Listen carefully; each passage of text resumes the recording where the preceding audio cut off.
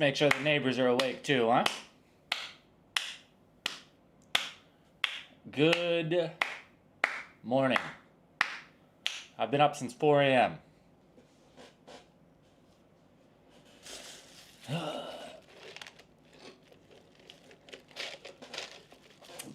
Safe to say, coffee is a must right now, huh?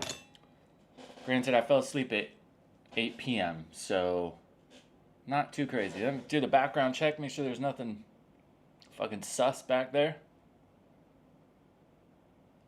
Looks all right. Looks all right. Hold on. Let me get the feng shui going.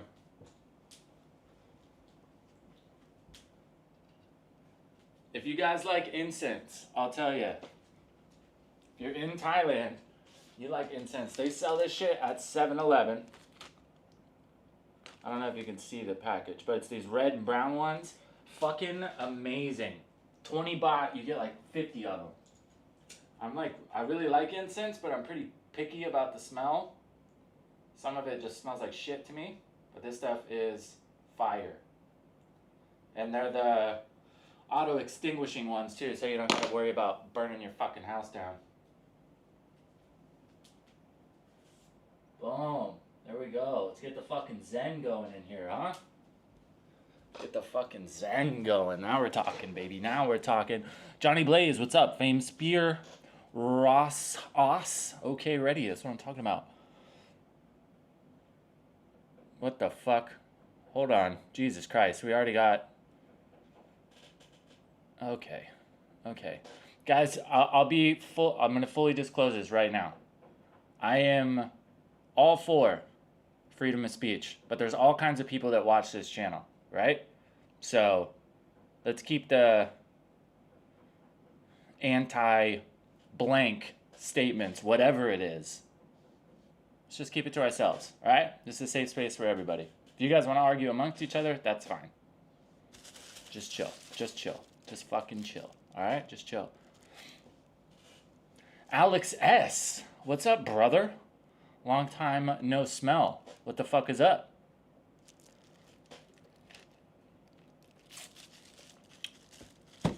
Man, I crushed this whole coffee. By the way, I know I said it on the last stream, but I'm going to say it again, too. If you guys are coffee drinkers in Thailand, do not sleep on the 7-Eleven, like, cafe coffee.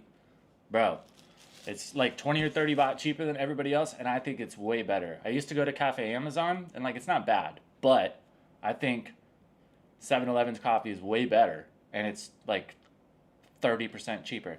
Anyway. Use the incense at the spirit houses and temples. Totally zen. Yeah. I love when you... Before I came to Thailand, I was definitely not much of a morning person. But since I've been here, I like getting up in the morning. And it's nice to go out first thing because everybody's lighting the incense. Everybody's out saying their prayers to the spirit houses. So the whole street just smells like incense. It's really nice.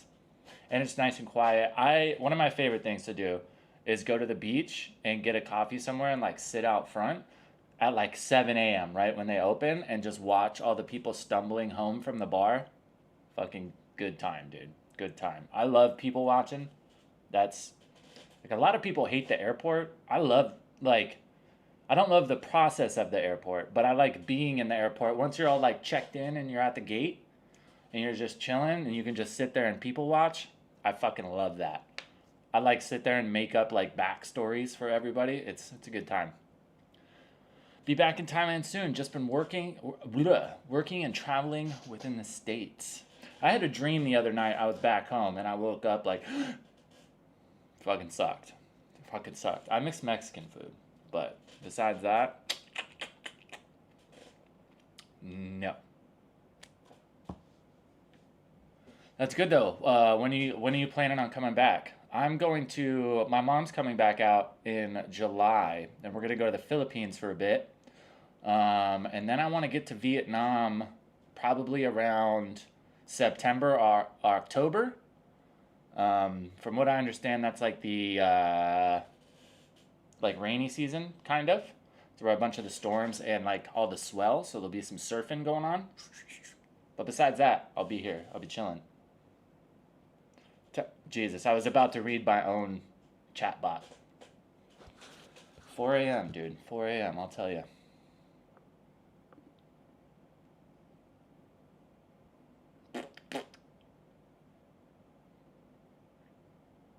cover the pie juices and the Israeli guy getting beat by the, oh God. Dude, it's like, it's to the point now where I just like, I can't cover every crazy story. I've got some good ones for the next video. I've got 3 or 4 that are super funny. I watched a few of the recent videos back. I realized I gotta like throw in some positive stuff as well.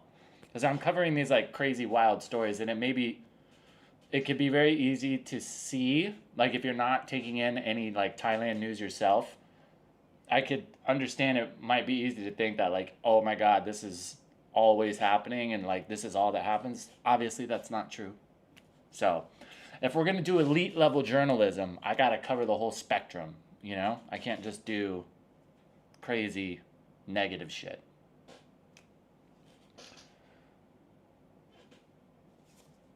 I like hearing positive stories. Yes, me too. I love seeing stuff that like restores your faith in humanity a bit. So yeah, I need to throw some of those in because there's always like tons of really especially when it comes to Thai people in Thailand. I see stories all the time where it's just like fucking shout out to Thai people. That would never happen in America. People finding, like I saw one not too long ago of a gas station attendant. He found a wallet that had like a crazy amount of money in it. I think it was like over 100,000 baht or something like that. And he just returned it. You know, and like we're talking a gas station attendant, probably minimum wage in Thailand. Like, dude does probably not make very good money, and return the wallet. Everything's still in it. I don't know if the guy gave him a reward. I sure hope he did. If I lost, you know, $3,000 or $4,000 and somebody found my wallet and gave it all back to me, I'd have to give them something, you know.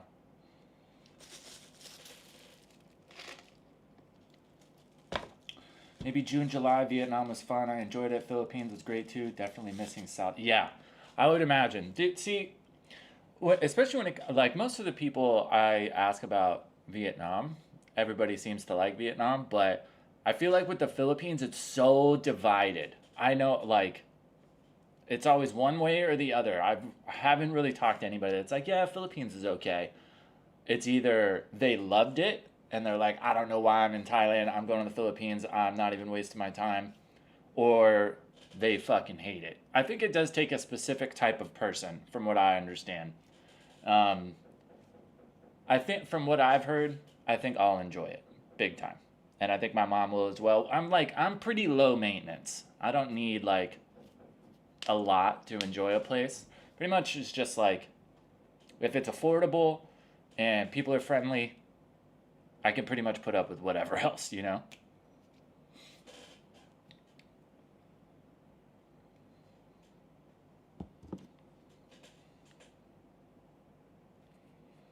Give me 1 second. I just got to make sure this story posted that we're live. All right, Gucci. Fendi, Prada. I quit drinking after what I saw in Patron, still in Pattaya now. Maybe Chiang Mai next week. Is it less drama? Okay, so here's my take on the whole like drama and like tourist craziness, blah, blah, blah. It's just like in the States. If you judge the world and like how people are interacting by only reading stuff on the internet, I feel like it's going to give you a much more negative perspective than it really is. You know what I mean? It's like we read these stories and like I'm kind of inhibiting it as well, pushing it out there. But it's like when you go out in Thailand, I rarely, if ever, see like negative shit happening. Now, if you don't drink and you don't want to be around just people who are partying and loud, I totally understand that for sure. In that regard, I think Chiang Mai is much more chill. Chiang Mai is not really known as like a huge party place. Granted, there's still bars and stuff if you want to go out. But when it comes to the general harmless tomfoolery that comes with drinking, for sure. And I mean, even in Pattaya, as long as you are like away from Walking Street and like away from Beach Road, you don't really have to deal with that. Like where I am in Jomtien, it's not like there's people like out on the street drinking, you know what I mean? It's just, it's very select pockets. I can understand when a lot of people come here for the first time, they want to be close to those areas, but it is entirely worth it, in my opinion, to stay a few miles away from those spots. Then you don't gotta deal with it. You're not gonna be exposed to it. And taxis are cheap.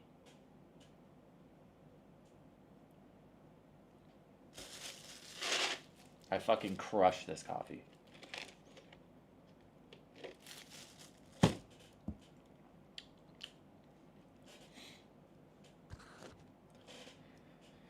Bolt or bus? I don't. I guess it depends. The bus is a lot cheaper.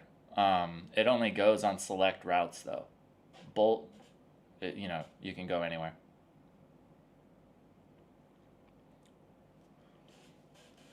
The bus was like, it used to be really nice when it ran down the beach road in Jomtien and then came back and did like a big loop.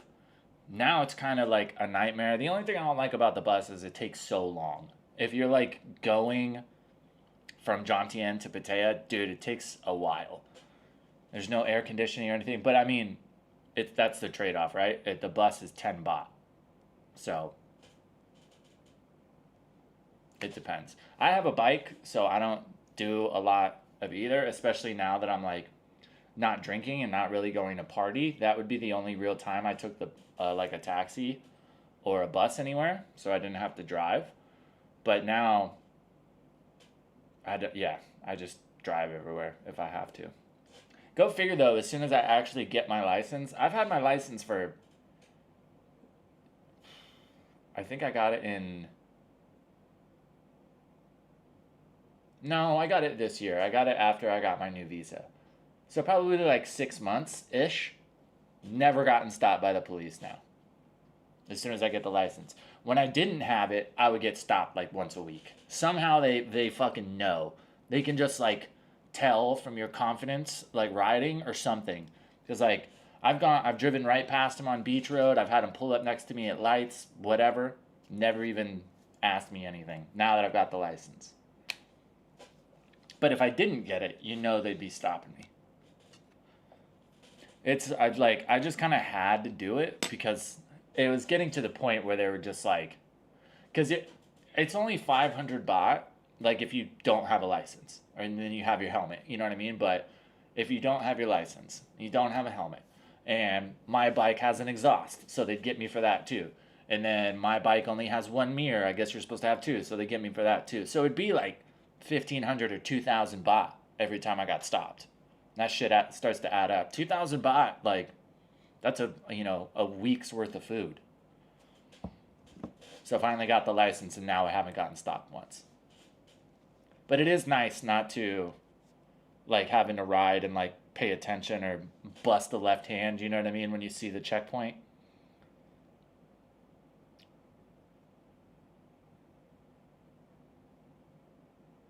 I have no idea.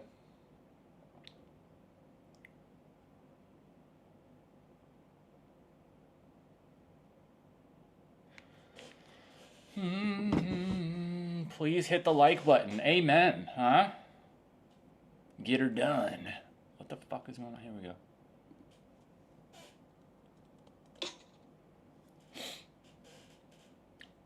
Dude, this fucking chair. How is plastic so fucking squeaky? I don't get it. Are we clipping? No, it looks alright. I can never fucking tell, man.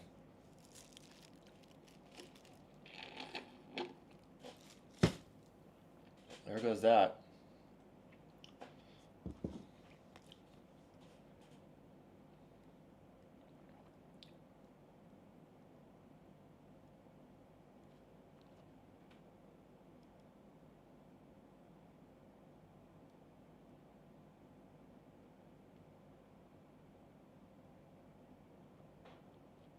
Dude, Instagram views, like, I don't get it. I don't get it. I've got 5,000 some odd followers. I post a story. Most of the time I get like 100 views, 150 views on a story. And then some days I'll post it and I get 2,000. And they're like the same, like I don't post any like stories to work on engagement. It's always the same shit. Some of them, I don't fucking get it. Same with the reels, dude. It's just part of like making content, I guess. Like sometimes I make stuff and I'm like super stoked. I think it's a great idea. I spend extra time on the edit to do it as good as I possibly can. Fucking bombs. And then other times I'm like, oh fuck, I need to get a video out today. I'm not super stoked on this idea, but it's not bad. Kind of rush through the edit a little bit and fucking takes off. That's the thing, dude. It's like you can plan as much as you want. There is a big aspect of content creation that is kind of just shooting arrows into the dark.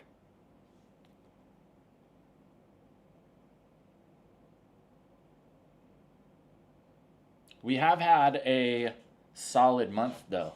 You guys have been destroying the videos. I appreciate that big time. Our video we posted the day before yesterday already has 150 comments. Almost 10,000 views. That's what I'm talking about. You guys are dope. This month we've gotten 500 new subs. 6,000 hours of watch time in the past 30 days.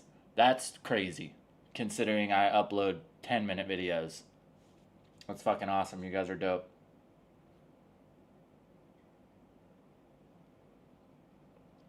Our next realm for us to work on conquering is TikTok. I'm not really looking forward to that. Dude, TikTok is it is so much different than Instagram. I like Instagram. TikTok is just a whole other world. Like the videos I see go on like viral on TikTok, I'm like, what the fuck?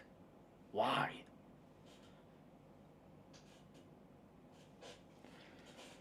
What part of the States are you from? From Tejas, but I've been in Thailand 21 years. I'm from Arizona. I was born in Tucson. Most recently, I was in Phoenix, though. TikTok can be lucrative. You can make money, but like the amount of views you need is wild. Like you got to be pulling millions of views to start making okay money on TikTok. And it's just like I've been posting on TikTok inconsistently since like 2017 probably, and I've had some videos do well. It's just like it's even more of a crapshoot than like Reels or YouTube. YouTube is like there's a pretty solid formula. You know what I mean? Like once you get it figured out, you can understand pretty good what's going to work well and what's not. TikTok though, I don't know if maybe I just haven't put enough time into learning what works and what doesn't, but like a big thing I do on YouTube is like you just see what everybody else is doing and you learn from that and what's working for them and how to implement it in your own content. With TikTok, it's just all over the place. Like the shit that I see that's going super viral, millions of likes, I'm just like, why? I think a big part of it is the demographic. I think there's just the main majority of people using TikTok and interacting with content is a lot different than YouTube. And that would make sense. You know what I mean? Like the demographic on Facebook, most people that are consistently on Facebook are not on Instagram. So I think you've got to kind of learn who you're catering to on each platform, which is kind of sucks. It ends up making a lot more work for you. Ideally, you could just, I really wish I could just make YouTube videos and then chop those up and post them everywhere else and have success on other platforms. But at least with the content I make on YouTube, I don't think it's going to work. Not like that. Michael Elliott, what's up, bro? 420 here in Michigan, as always. That's what I'm talking about. People on TikTok might be less greedy with their likes and commenting. I think there is an aspect to that, especially with likes. The only thing, like, that kind of sucks with TikTok, and it's not really just TikTok, it's all those platforms. Ideally, you want to build an audience and then funnel them to whatever platform pays you the best for interaction, right? For me, that's YouTube. Like, if people are interacting on YouTube, that's by far where I'll make the most money. The thing about TikTok especially, like, getting people to go to, like, find your content on TikTok and then leave TikTok to go to your YouTube, it is so fucking hard. Like, most people are not gonna jump out or continue to interact. From what I've seen, most people, at least the kind of that are in my niche, having success on TikTok, it's just all about how much content you can get out. Um, like I know a few guys that are here and they just post 5 or 6 times a day. And like, granted, I don't think you could just post useless bullshit 5 or 6 times a day and still have success. But I think if you're not kicking out like serious amounts of content, your chances of getting successful are just lower. You know what I mean? So I don't know. I think I just gotta invest some more time in kind of trying to absorb what'll work on there and what won't. Because I also don't want to make TikTok content and then funnel people to my YouTube and my YouTube be completely different content. You know what I mean? Because that's just kind of pointless. I don't fucking know. One thing at a time. One thing at a time. Ice cold water just dripped right on my nads.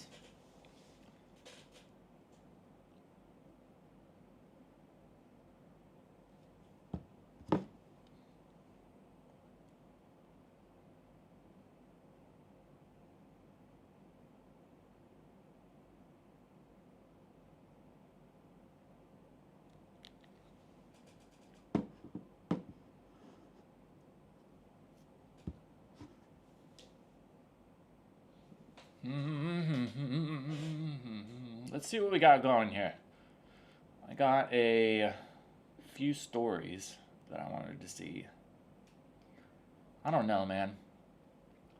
For some reason, my laptop just does not handle streaming very well. It's got 8 gigs of RAM. I figured that would be enough to, like, if I'm only streaming and this is the only program I have open, it does pretty well. But as soon as I open, like, a web page or something, that's it. Tuna on white, no crust, right? Tuna on white, no crust, right? Thailand's getting weird again. How so, man? Says Jay with the $5 super chat.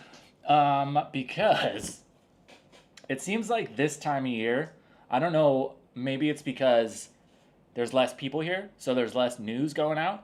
But some of the stories I've seen in the past week or so are fucking crazy. Now, of course, we got the standard tourists being idiots, right? But we've got some other ones. I've just been like screenshotting the titles just so we can go back and check them out. Yeah, here's one of them. Oh, what? Oh, wait. What the fuck?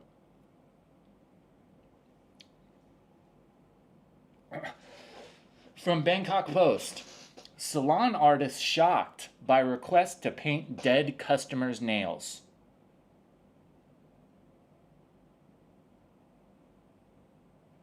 Okay. There's one. Less people equal Oh, yeah. 100%, dude. I 100% prefer slow season here. There was actually somebody posted in one of the Facebook groups the other day, and he posted this long comment that was like, oh, I don't know why people all say don't come here in the rainy season. It's my favorite time of year. It's nice and quiet. Things get cheaper. And I had to like comment and be like, dude, shut up. Don't fucking tell everybody. Shut up. So yeah, salon lady was supposed to paint somebody's dead name or somebody's whatever. You got it. Here we go.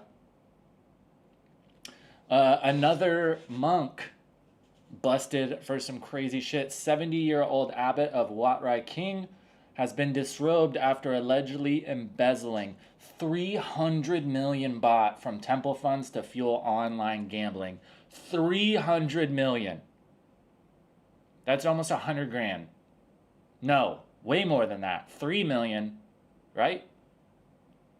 Yeah, 3.5 million ish is like 100 grand. That can't be right. Yeah, that's right. I don't know how the fuck I ever graduated math class. 300 million baht to USD. No way, that's almost $10 million. How the fuck? How temples got it rolling in like that? That's insane.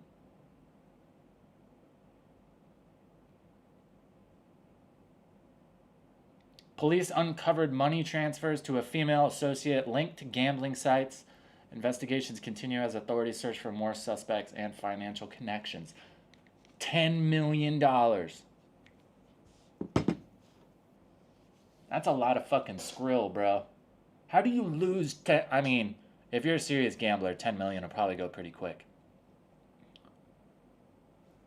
Wow. Temples do well. They're publicly funded. Yeah, I mean, it makes sense, especially when you see like the grounds on some of them. They're fucking beautiful, and I'm sure it costs a lot of money to upkeep that stuff, especially like all the paint and everything. Like, I bet it costs, $50,000 a year just to keep the paint looking good. He put it all on the Golden Knights. I bet he put it all on the Chiefs for the Super Bowl. For what? I think the Chiefs were like plus 5.5. He probably put everything on that one, and they got fucking blown out.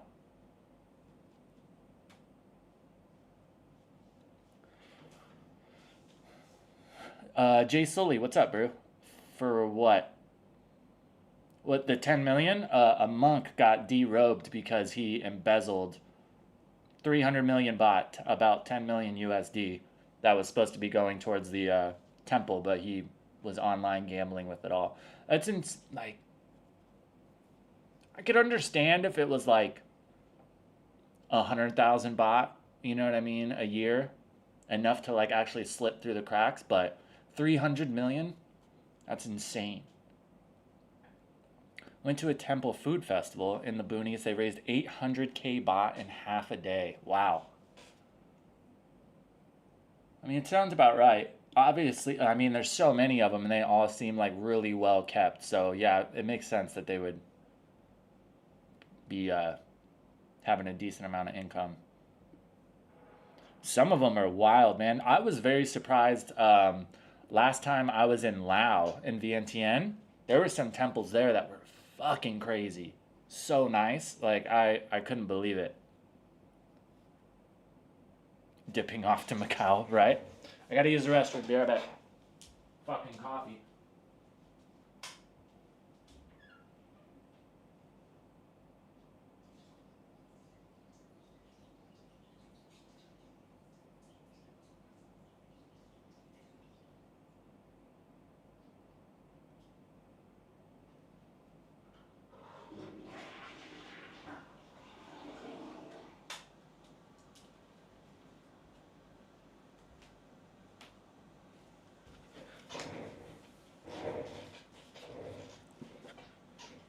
Yeah, I was gonna say, like, if you took $100 million, I mean, unless he literally lost all of it, which, like, if you haven't won after gambling 10 mil, probably time to take a break. You'd think he would just like dip. The audacity to just be like walking around like, oh yeah, how you doing? How you doing? Obviously you're gonna get fucking caught eventually, right? So since I've been here, it seems like every like 6 months a story comes out about some wild monk action. I saw one the other day, an Instagram reel of a cop busting. The clip was just of him like arresting a monk and putting him in his car, and there were all these people that were like pissed in the comments. Oh, leave him alone, and then of course it comes out the cop was investigating this guy. He wasn't even a monk. He just like bought the robe and was walking around asking for donations, and then would take the donations and go buy booze.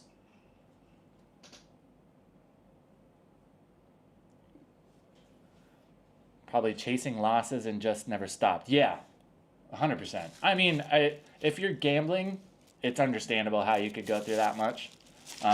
If he wasn't, I'd be like, what the fuck? What did he spend it on? Especially when it's not your money. You know what I mean? I'm sure you're probably making fucking stupid bets.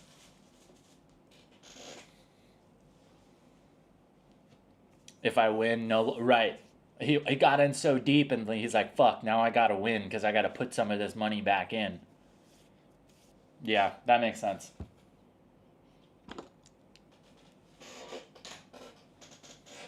I mean, I was watching a YouTube video not too long ago about it was like the biggest spender in Vegas history, like ever. It was a guy, his it was a Chinese guy, I'm pretty sure. His dad, they started like a kids toy company. His dad built a company and then he inherited it, and it was just like they were talking about like how much money he lost in Vegas. It was insane. I don't remember what it was. I think it just one casino he lost like 350 million in 1 year.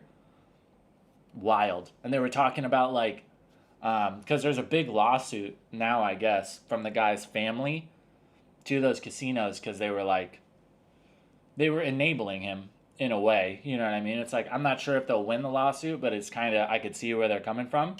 Like the things all the casinos did to like keep the guy gambling were pretty fucking insane. Like they made like casino wide rules that you were not allowed to cut him off.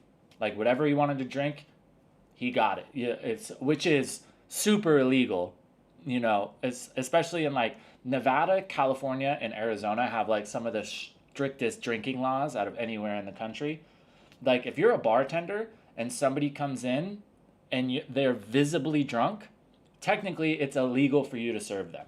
Even if they're completely fine, not belligerent or anything like that, maybe they just stumble a bit or they're slurring their words, it's illegal. You're not supposed to serve them. So to make a company-wide rule where you make it against the rules to cut the guy off, yeah.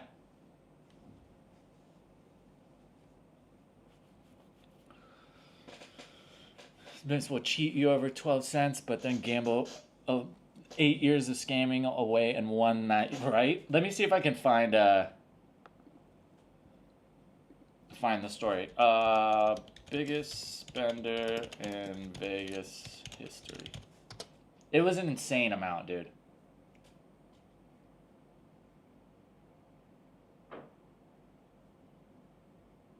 Oh, here we go. I think it was this guy. Yup. Terrence Watanabe. That doesn't sound Chinese. That sounds Japanese. American businessman and high roller who inherited Oriental Trading Company, a direct merchant of value-priced party supplies. That's what it was. Party supplies, arts and craft, toys and novelties, and school supplies. Founded by his father, Harry Watanabe. Gambling.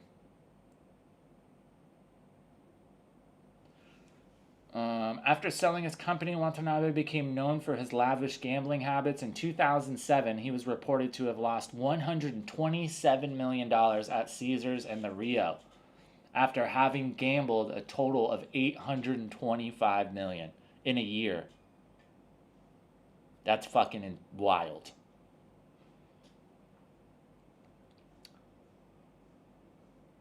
Caesars was fined 225. Watanabe is estimated to have lost approximately $204 million in a year. Caesars was fined $225,000 by the New Jersey Gaming Commission for allowing Watanabe to continue gambling in a highly intoxicated state.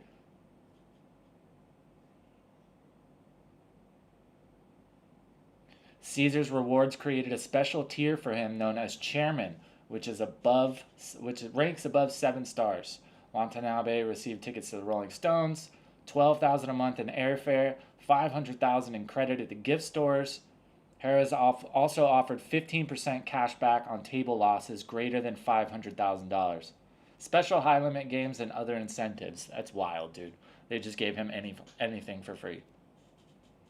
Right? $225K. Talk about a parking ticket. And he lost $224 million. That's just him. So imagine what everybody else lost at Caesars in that amount of time, and they got hit with $225,000. Their liquor license is probably 10 times that per year. You know what I mean? For the last brewery that I worked at in the States, in Arizona, your liquor license is all based off of your maximum capacity. Our maximum capacity was like 285 people, something like that. The liquor license was $75,000. And then to renew it every 2 years, it was $45,000. So imagine a fucking casino.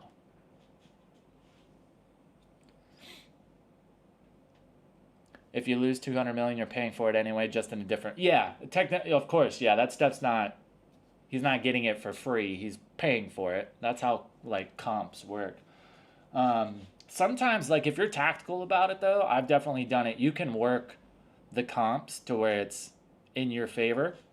Um, Essentially, you just have to have one night where you lose a pretty good amount, and then you just have to like make up an excuse of why you're not coming back, and then you'll get a bunch of shit for free. I still get offers from the Strat and Aria. They still try to give me free rooms all the time, and I haven't been to Vegas in 5 or 6 years, and I never lost anything crazy. The most I lost in like one trip was maybe like $5,000.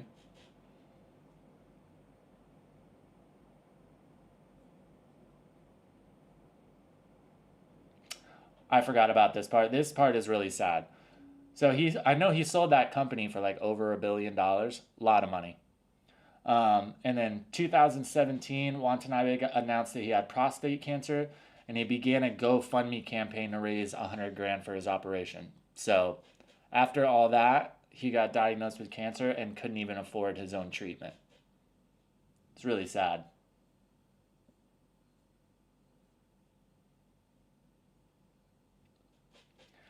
Was using marijuana or cocaine and made sexual advances towards employees. You think? Nicholas, good morning from Thailand. Good morning from the UK. What time is it in London?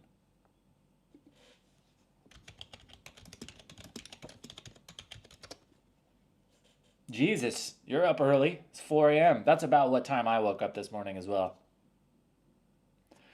Caesars would have been very cool to front the bill, you'd think, right? Yeah, super sad. I'm guessing he passed away. That's where the article ended.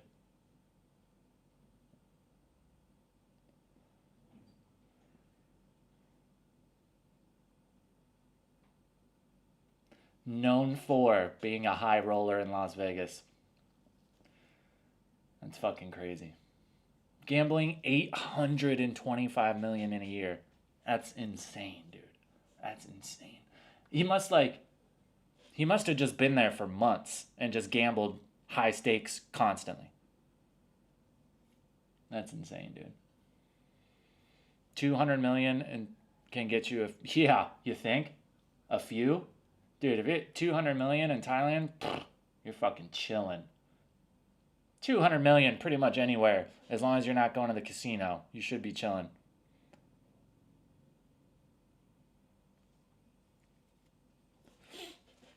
Brush your teeth. Yeah, I wouldn't. If I had 200 million, I wouldn't be doing anything myself. That's for damn sure. I'd just be fucking playing Xbox and smoking Kush for sure.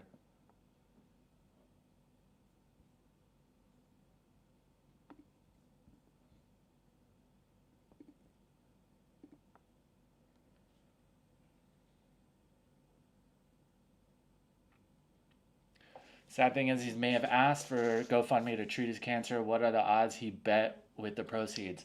I feel like I remember reading that he did, like, really bounce back. Because I don't think all of that happened. He got diagnosed in 2017. I think all the gambling happened at least a few years before that. From what I remember reading, I think he, like, stopped gambling and stopped drinking and, like, got sober and was, like, I was trying to start a new company or something. It sounded, remember like reading that he was on a very positive path after that. I think he even started doing like outreach stuff and like seminars for people with gambling addictions. It felt like he had really like bounced back, and then he got diagnosed. I'm pretty sure. I don't remember if I was reading it or I watched it. I think Umpaville made a video on it. Early bird gets the worm. That's what I'm talking about. I've been definitely trying to go to sleep a bit earlier, wake up earlier. I feel like I get more shit done. Like if I have stuff I want to do, if it's things that I usually try to procrastinate on, if I wake up in the morning, drink a coffee, and do it right then, it's really easy. If I like wake up later, and then I'm like, oh, I'll do it this afternoon. I end up fucking it off. I don't do it.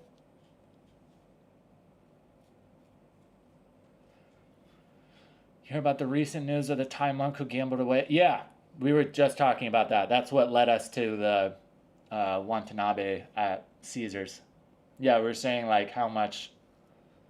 What do you got to do to gamble 300 million? That's insane.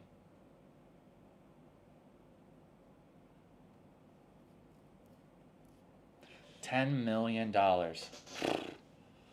I'd have a big ass like catamaran houseboat somewhere, and I'd be out in fucking Fiji, just chilling.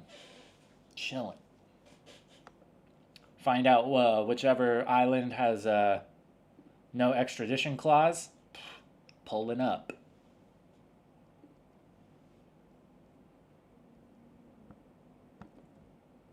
I don't really think that's a thing anymore. I think the vast majority of countries they will extradite you now. Even Mexico. Used to be if you got busted in the States for something, you could just run to Mexico and you were good. Fuck no, they'll come get your ass now.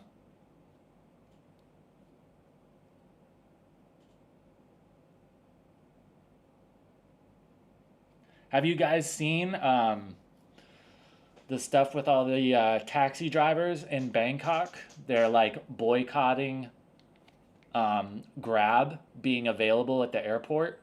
They're out there boycotting it. They said they were gonna like block the entrance to the airport until the government made it where Grab wasn't allowed to go to the airport. I'll tell you what, guys. Nobody wants to use your taxis because you try to fucking scam every single person. I don't think I've ever gotten into a taxi in Bangkok and they just turned on the meter like by themselves. It's always, oh, broken. Especially from the airport, you'll get got if you're not careful. Turn on the meter. Exactly. But they won't. And if you ask them to, they'll like get aggressive. Like, no, it's and start like muttering shit under their breath in Thai so you know they're just cussing you out. Yeah, it's a fucking rip. I had a buddy of mine who came out to visit in like December. His hotel was in the Annut district off Sukhumvit. So maybe 10 kilometers from the airport. Taxi tried to charge him 2,500 baht. 2,500. And then they're like, oh, well, there's a bag fee. You're trying to charge me an extra 200 baht because I have a bag? The fuck? It's insane, dude. It's insane. Last time I was actually up in Bangkok, I was hanging out with Adam, Keys One. We were going to like a sponsor like event meet and greet thing. And we went out to a place before we were going to that to just grab a couple of beers, get some food and stuff before we went over. And we were just taking a taxi down Sukhumvit. It was maybe like 2 kilometers. Guy was trying to charge us like 350, 400 baht. Literally like 2 kilometers. Didn't have to turn, nothing. It was just like, what the... Keys ended up talking him down to a reasonable amount, which was still too expensive. But yeah, bro, it's fucking ridiculous. Steve Tropics, what's up, dude? Going to Koh Samui this July. I heard taxis are very bad there. Like, yeah, dude, you got to be careful. It's like, dude, I've heard all kinds of horror stories too. Like, oh, they'll agree on an amount, and then when you get to where you're going, all of a sudden now it's twice as much. If you are gonna take one, make sure it is in black and white how much you're paying. Do not just get into a taxi and just go wherever and without discussing a price. Don't do that.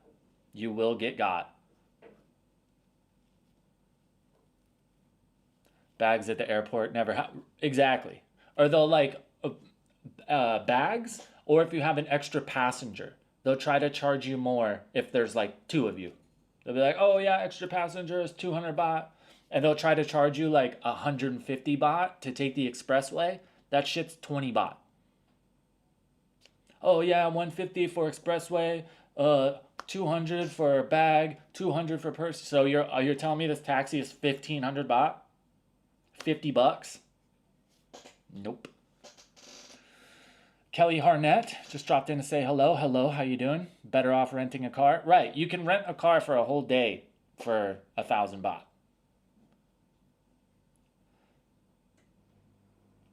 I paid 500 baht from Suvarnabhumi to Sukhumvit 8 April this year. Yeah, that's a bit high. So, just for reference, you can book a private taxi from Suvarnabhumi to Pattaya for 1200 baht. That's over 100 kilometers. Granted, if you're in Bangkok and there's traffic, you know what I mean? If it does end up taking a long time, sure, it should be a little bit extra. But even 500 is too much in my opinion. I'll tell you guys, if you're coming, the best way to do it, especially if you're going to be in Bangkok, just take the train from the airport.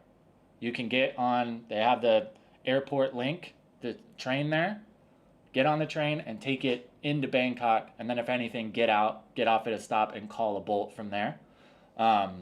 You can also jump on other trains. You might have to get off and walk a bit to go to another train line, but do that, and I think it's like 40 baht.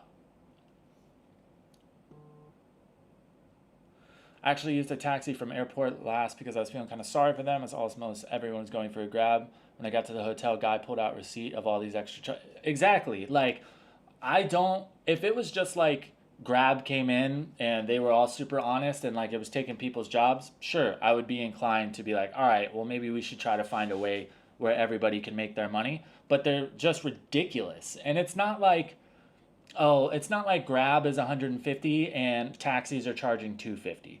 Okay, no, it's like a Grab is 150, taxi's trying to charge you 700. Fuck out of here. If you don't have too much luggage, airport's the rail. Yeah, and even if you have luggage, even if you just have roller bags, like you just hop on it. It's in the bottom of the airport. It's super. There's signs everywhere on how to get down to it, and then just hop off at one of the stations and call a Bolt from there. It's super easy.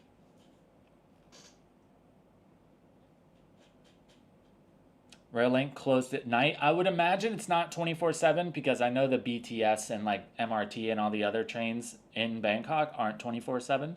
So yeah, if you're showing up at, like a red eye, if you're showing up at 2 in the morning, you're going to have to do something else. But for anybody showing up during the day, just take the train.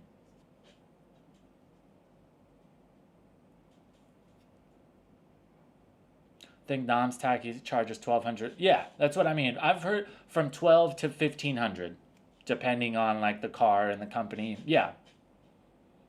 So, but then you'll be at the airport and have taxis trying to charge you 700 to go. It's ridiculous. I would rather get charged the meter rate and give a nice tip. Yeah, absolutely. It's just like, I don't care how much you're trying to scam me. You're trying to scam me. Pisses me off. Like, even if it's only 40 baht, it's the principle of it. I'm not giving you shit.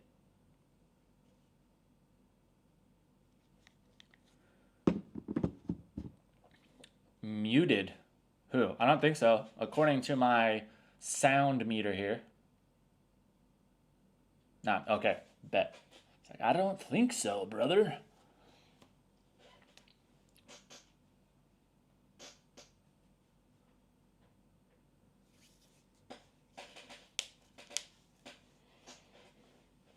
Always tip. Yeah, dude, if I can tip, I will 99% of the time. But I'm also not one of those people that's gonna feel like obligated to tip, especially here. Like if it's shitty service or you're not friendly, sorry.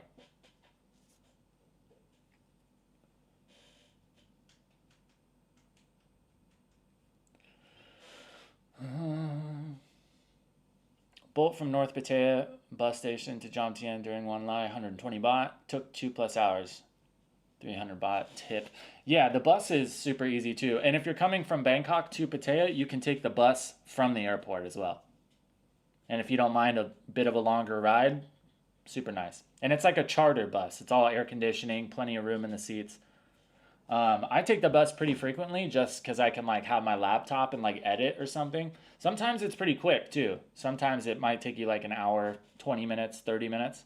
But sometimes I've been on some that took like 3 hours from Bangkok back to Pattaya. It's because that main station right there, I went from the, I forget, but it's like right on Sukhumvit, so the traffic is pretty fucky. I gotta pee again. Too much coffee. Be right back.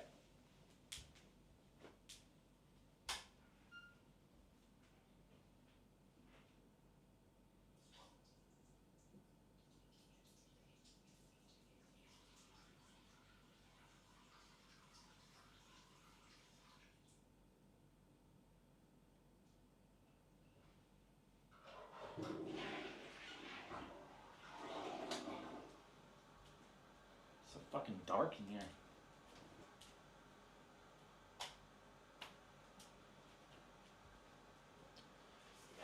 Meow.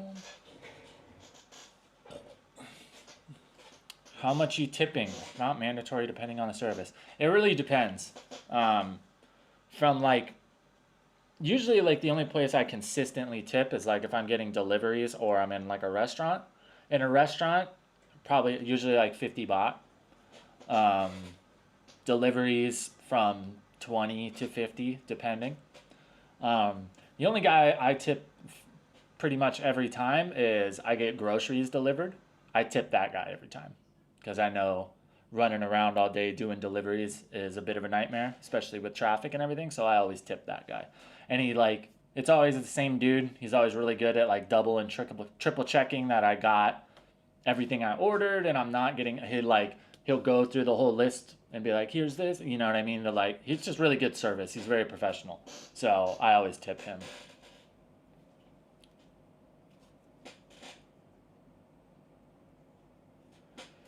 Anyone flown into Rayong Airport? I think they have some. I'm not sure about international flights. I was trying. I've never flown in. I've tried before. Coming back from Krabi, I tried to fly in. Coming back from Lao, it's just like there's not a lot of flights. I think there's like they've got a couple a week from Koh Samui, and yeah, I'm not really sure.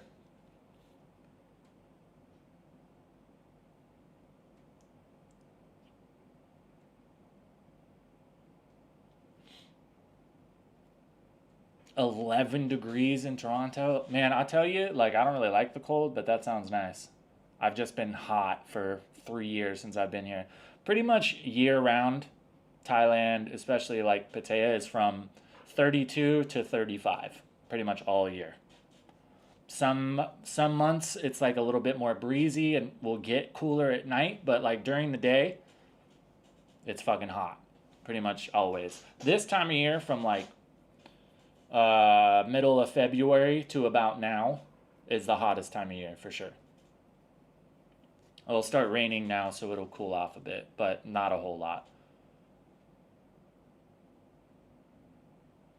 Only thing I don't like about the buses in Thailand is the AC is almost on blast. Yeah. Anytime I'm like riding, if I'm doing like a day of traveling, I always bring a long sleeve or a hoodie. That's mandatory.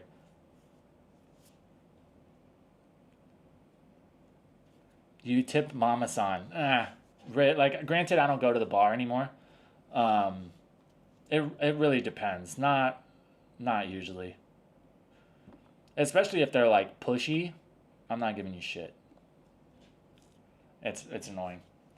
A lot of Mama Sans are cool, but then every once in a while you get one that's like hounding you to buy her a drink and shit. And it's like, I don't mind you like getting your hustle on and trying to make your money, but when I say no, that means no. Don't sit there and fucking keep asking me. It's the same thing with like people selling shit on the beach. Like if I say no thank you, that means no thank you. And they'll just say, oh, blah, blah. Dude, no.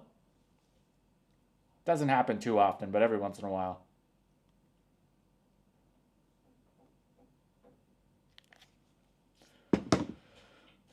Have a US phone? No, I don't. I have a Thai phone number. Having a US number, if you're trying to live here, ends up being a fucking nightmare. You can just buy, I would just buy like an eSIM, especially if you have an iPhone, and then you can just go in and switch between the SIM cards whenever you want. It's super easy.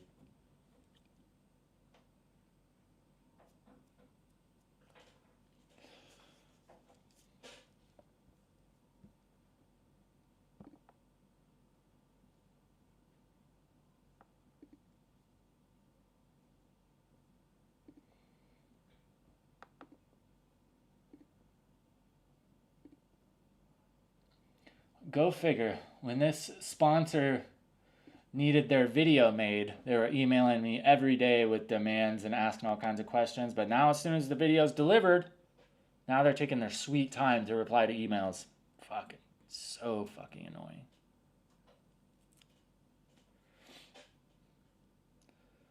So annoying. I'm really happy I made a new contract for sponsors, because this last one about drove me up the fucking wall. Did some cleaning? Yes. Not really. I keep it pretty standard. I usually try to keep it like this. Sometimes it'll get, with me, if it gets dirty, it's just clutter. I end up like, there's just shit everywhere, so I have to just put stuff away. It makes it a lot easier when you move into a place that's like you like how it looks when you move in, so you're motivated to keep it looking like that. Like my old condo was just decorated like shit, so I was like, it always looks like shit in here no matter what I do, so fuck it.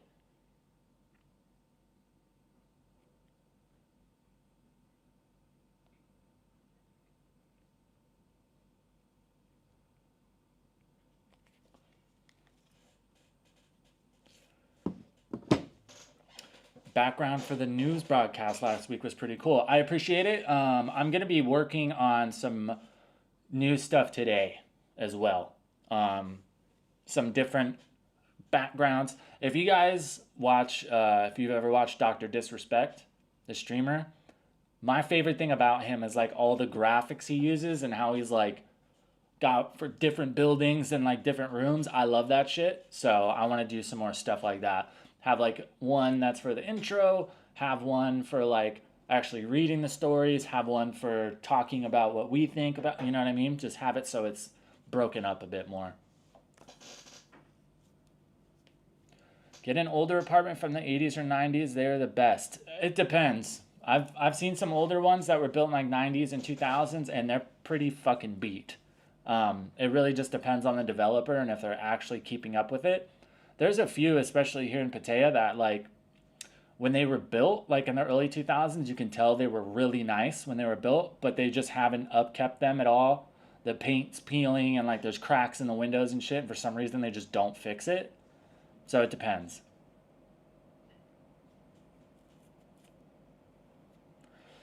Lots of moron Farangs giving you tons of news to talk about. Lately, you could have a channel just called Farang Fight Club. Dude, I'm telling you.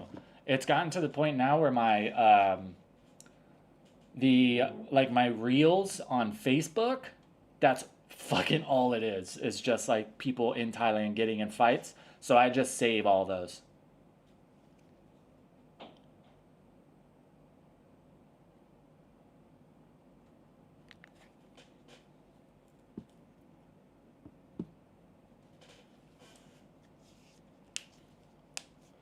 Odd that tourism is reported to be down a bit, but drama from foreigners is higher. What's going on? Dude, it's hard to say. Because is stuff actually higher? Or is that trending news right now? Because we can't forget that news companies get paid the same way that I do. Views. They want to get people... That's why like every news website you go to is fucking will give you a migraine from all the ads popping up everywhere. So to get people to click on those... That's what they got to do, right? And hysteria is the best way to keep people reading whatever you're trying to do. So, is it really happening more, or is it just being reported on more? Like I was saying earlier, is like you got to keep yourself honest by judging how the scope of the world is and where you are by what you experience in person. Me, when I go out, I don't see this. Pattaya especially doesn't seem any more or less crazy to me. I've seen foreigners getting in fights every once in a while ever since I came here. So I don't know if it's more or less, really. I think it's for sure getting reported on more, so who knows.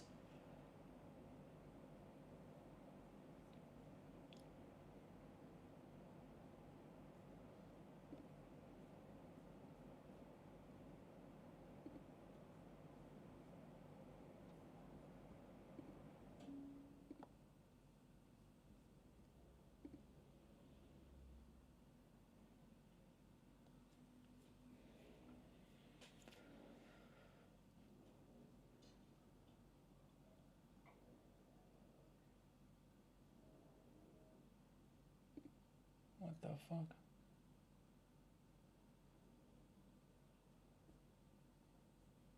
Motherfucker.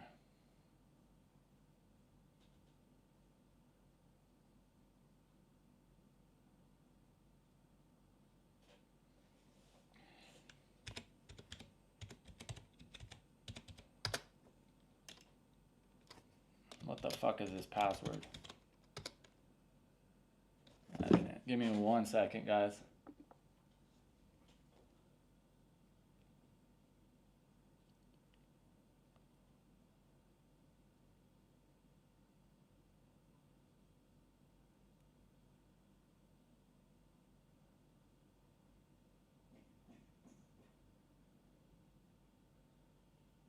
Motherfuckers.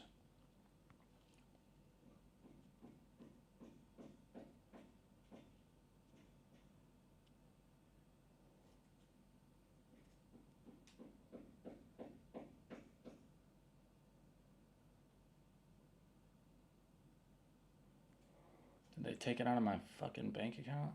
I fucking hate auto subscriptions, dude. I fucking hate it. Yep, they sure did. Motherfuckers. Motherfuckers. Your news videos always have me laughing with your subtle sarcasm and facial expressions. Nice, Ron, nice. That's what I'm trying to do, bro. Elite level journalism. God damn it.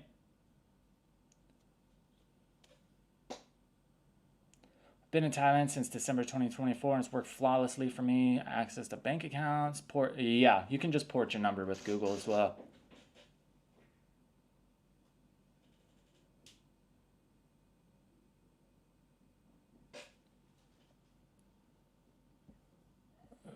Where the fuck is my mouse? There it is.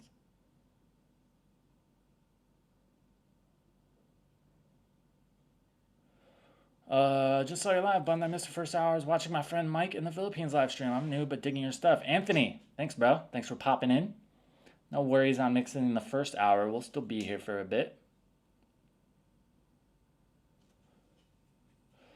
If your mic isn't attached to a kitchen utensil, are you even doing elite journalism? Hell no. I'm telling you, the fork mic has more fucking clout than I do at this point. I think people are tuning in for that more than they are to hear my takes, for God's sake. That was just like the only thing I could find that was like reasonable. I looked at so much other stuff. I was like, what can I? Because I don't know, something about just holding it like this feels so fucking stupid to me. I was like, I gotta put it on something. It wouldn't fit on anything else. And then the fork was just sitting in my like clean dishes thing. So I was like, all right, fuck it. Or I was gonna use this. This works too, but nowhere near as cool, I don't think. It's like the case for my camera. This just feels stupid to me. I don't know. I don't know why the fork feels less stupid, but it does.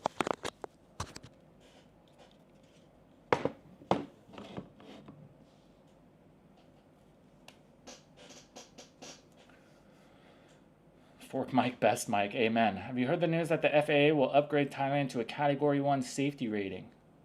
Meaning it will resume direct flights? I did not. FAA Thailand Category 1 safety rating. Reinstated Thailand's aviation safety to Category 1.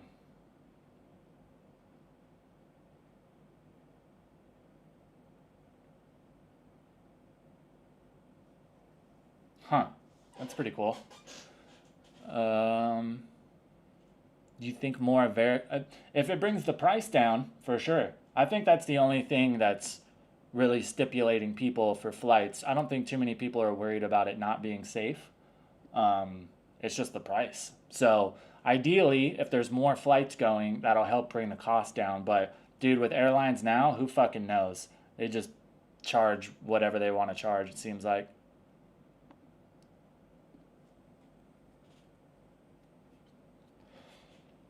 Thailand is having low amounts of tourists. So it's the first quarter is down.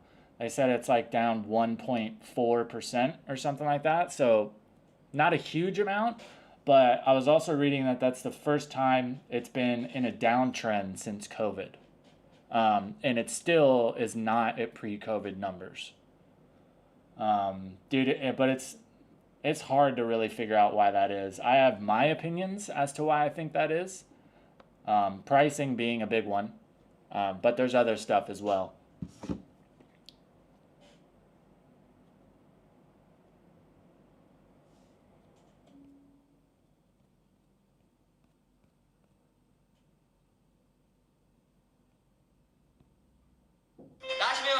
Okay, shut the fuck up.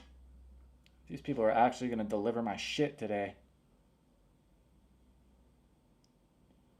Today or tomorrow. Super vague. It's the first time I've ordered anything from TikTok Shop. Jesus Christ, it's fucking terrible.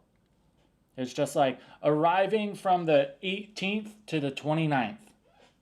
Thanks, I guess.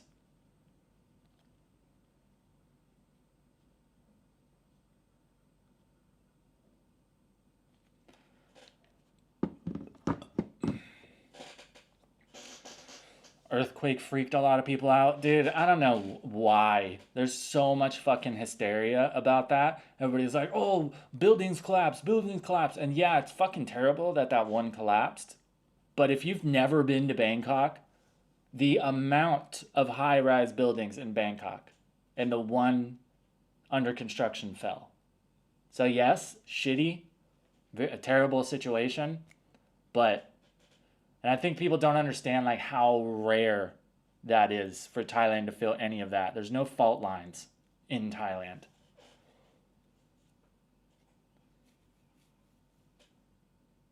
Today or tomorrow, so exactly, dude. So it's always, I mean, honestly, between them, Lazada is the same way. It's as they always find a way to show up at the most inconvenient time. If they've always showed up at like 4 or 5 in the afternoon, so you go out in the morning to try to get some stuff done or go get coffee or whatever, that's when they'll show up. If you hang out in the morning, because they might show up, best believe they're not showing up till 7 p.m. So you're just sitting on your fucking ass all day. Always.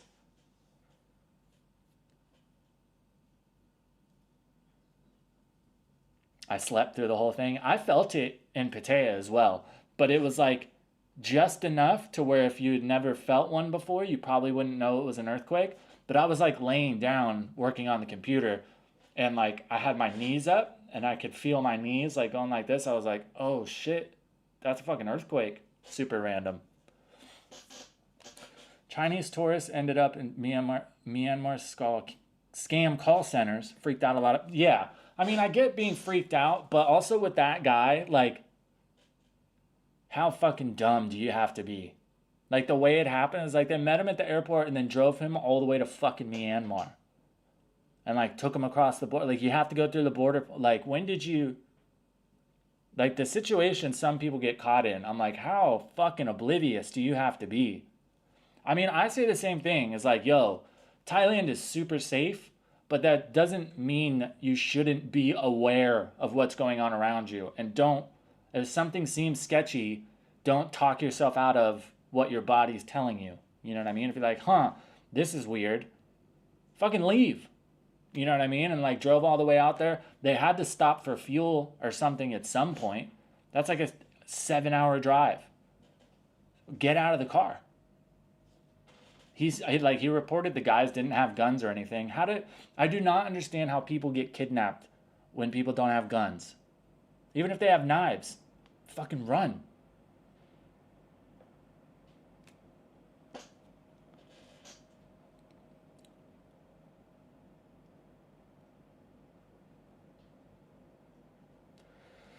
Building codes weren't in place yet, and lots of buildings still. It's the same for Bangkok. Buildings aren't built. Yeah, 100%. So any building, any high-rise building built in Bangkok after 2002 is up to international earthquake safety rules. From 2002 and forward. Anything older than that, it's possible that it's not built up to those codes, but anything that new or newer is built up to international standards for earthquake safety, which is why only one fell. And now they're finding out why that one fell is because Chinese company cut a bunch of corners and used it less than optimal steel and all kinds of shit. So like people are getting indicted, people are going to go to prison. Besides that, there are hundreds, if not thousands, of high rises in Bangkok, and that's the only one that fell.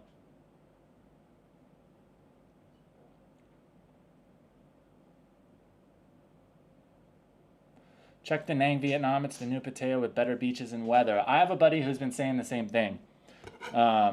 Only thing with Vietnam is long-term visas. I don't really think there's any good options for long-term visas. From what I understand, I haven't really looked into it too much, so if I'm wrong, my bad. Chinese steel freaks me out. Yeah, dude, Chinese engineering is all about budget, baby. We got to build it as fast and as cheap as we can. That's why, like, you don't see it a lot, but I have a friend, he lives in America, but his family is still in China. And he gets stuff sent to him all the time of, like, overpasses falling and, like, all kinds of shit. Because they, like, it's all about speed. How fast can we build, and stuff's falling down. Not that there's plenty of stuff in America, too, that needs to be revisited. But nothing like that.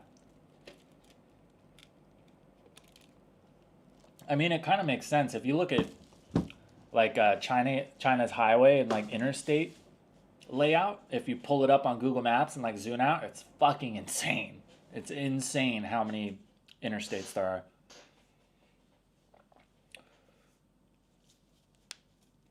Friend of mine got stamped for 9 million dong, almost 350 on a Tinder date.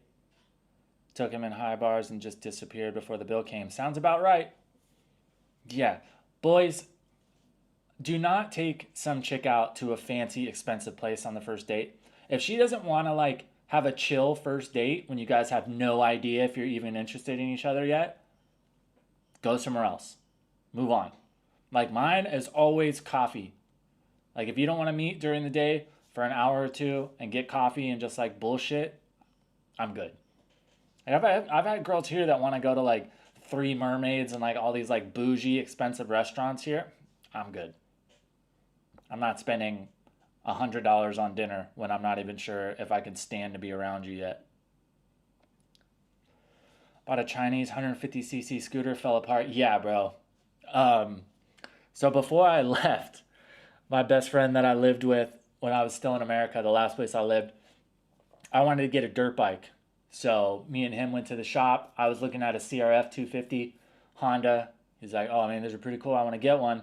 But a CRF 250, a Honda, like, Moto 250 is like 7-8 grand MSRP. But in that same store, they had KOs, which is like this Chinese brand. And the salesman guy was like, yeah, we have these. And you could just tell he wasn't hyped on them. But the Chinese 250 was only like 3,500 MSRP. And my friend didn't really know. He doesn't know shit about dirt bikes. You know what I mean? No problem. He just doesn't really know. He's like, why would you buy this one? It's twice as much. And I'm like, dude, Japanese engineering, and this is like a race bike. You know what I mean? This is a legit bike. He's like, I'm just going to get that one. Bought the Chinese one. And we went out riding. He had it for a few months. He had never really ridden. So initially, I wouldn't let him ride mine because I didn't want him to fucking wad it up. But after he had ridden for a few months, I was like, all right, he's good. I was like, all right, take mine for a spin. Came back like 10 minutes later. He's like, what the fuck? This thing is so sick. Like, mine's a piece of shit. I was like, I fucking told you, bro. Like, it's not even in the same fucking realm. There's a reason why one is 8 grand, one is 3 grand.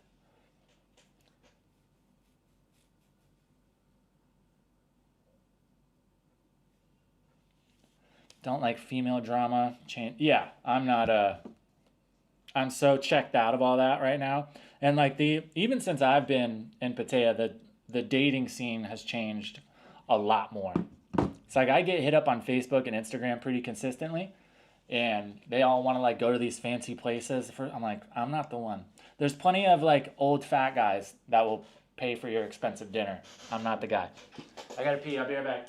You know the fucking deal.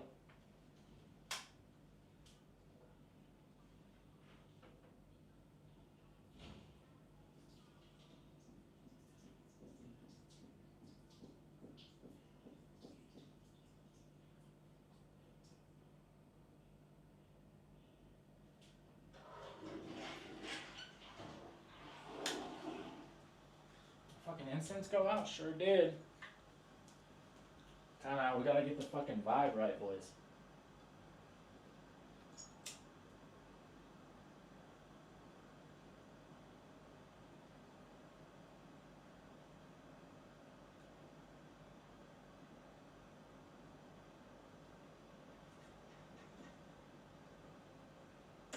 I'll tell you, for 20 baht, that incense is fire.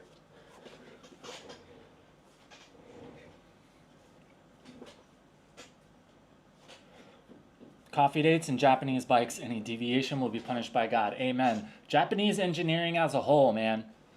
Japanese people, whatever they decide to do with their lives, there is no excuse for mediocrity. They will do it to their best possible standard always.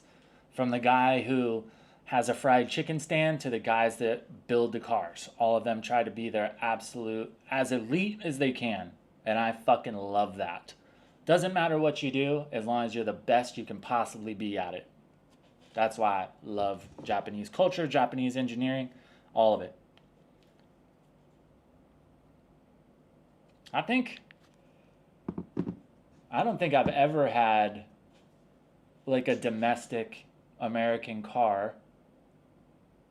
Oh no, I had a Jeep for a while and it was a fucking piece of shit. I hated it. I fucking hated it. It's total fucking shit box. Everything else I've had was all plenty of Hondas. My last truck was a Nissan. Honda, Acura. Pretty much everything I've had is Hondas. I had a Mazda for a while. Those are domestically produced, but the Mazda was fine. Yeah, Hondas, bro. You want something that's just going to continue to get you where you need to go. It's going to be cheap to fix. There's going to be plenty of parts. Get a fucking Honda. Tuna on white, no crust, right?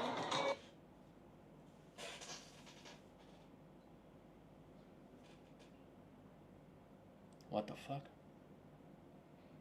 B, the best you can be, says Mrs. Henkin with the $10 super chat. Amen to that. Doesn't matter what you do, just fucking do it good, bro.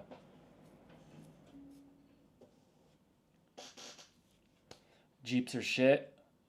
Yeah, dude, at least the ones I've had. And all my friends I know that have Jeeps, there's always something wrong with them. Always.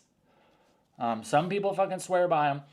But, I mean, anything, like the older Jeeps, I think are great. Because they're just, like, as minimal and function, period. That's it. But anything past, like, a 2003 or 4, get the fuck out of here. Nope. 2 Nickels. What's up, bro? How's your world? All good. All good. Just getting the day rolling, you know? 10:30. It feels weird to be up and already live for an hour and a half at 10:30 a.m., but I'm not mad about it. I'm not mad about it. Figured it's probably easier for you guys in the States as well because it's not too late. Ideally, I would get up at like 6 or 7 a.m. and do these, so it's still relatively early for you guys, but I feel like I'd just be dragging ass the whole time and yawning and just be fucking boring for everybody.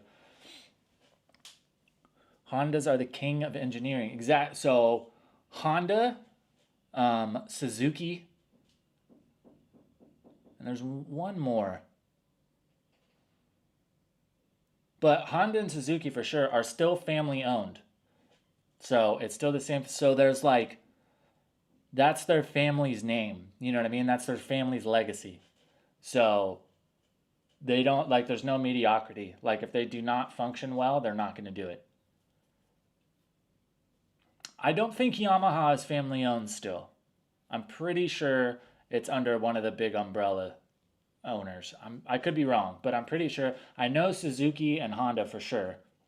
And I want to say there's one more that's still family owned. I know it's not Toyota. Even though I'm pretty sure Toyota is the biggest manufacturer in the world, right? Because they own everything now. Let's see. Unless it's one of the new, like, Chinese companies now. Manufacturer in the world. Yeah, Toyota Motor Corporation. Toyota, Volkswagen, Hyundai, and then General Motors. In 2024, Toyota sold approximately 10.8 million vehicles. Fuck. That's insane. But yeah, because Toyota owns everything at this point, right?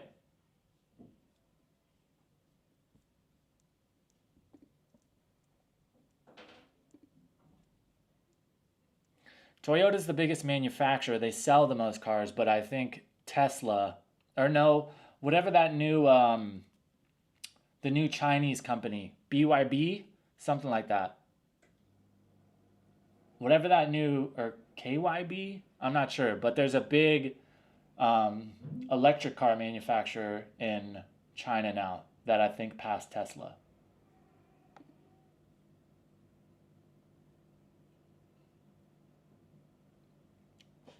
Suzuki sells more cars per year than BMW. That's pretty crazy. BYD, that there it is. Yep, they just passed Tesla for the biggest. I think they're the biggest electric car manufacturer.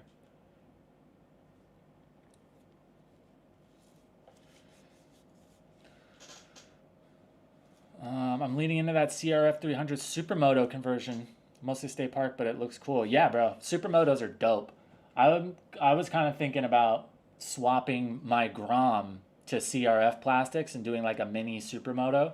I saw one online the other day and it looked fucking sick. Super cool. And it wouldn't be a very hard conversion. I just got to do the plastics and the tires and wheels, maybe.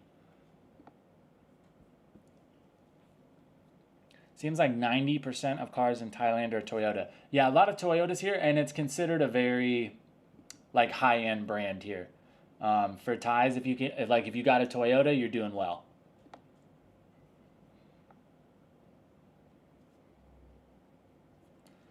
The new Kawasaki are insane. Check the new ZX-10R. Has cruise control. Yeah, the all the like electronic assists for the big bikes are getting pretty sick. If it, like, I like really raw bikes, but with something that big, especially if you're gonna actually be like riding it pretty hard, having like traction control and like anti wheelie is pretty clutch. Especially if you haven't been riding a long time, it'd be super easy for those bikes to get away from you. I've never really been a Kawasaki guy, but I like the new. I like the newer generation. I think they look a lot better. And I mean, the ZX-10 is sick. But if I was going to get a leader bike, I would definitely get a Fireblade CBR 1000 RR for sure. But I'm a Honda guy. I've always liked Hondas, so. But the Fireblade is fucking sick. The only, like, if I could have any bike, if it was going to be, like, if I had to pick a Kawasaki, I would 100% get a H2. Supercharged. Those are insane. It looks like fucking, like if Batman had a leader bike, that's what he would have, is an H2.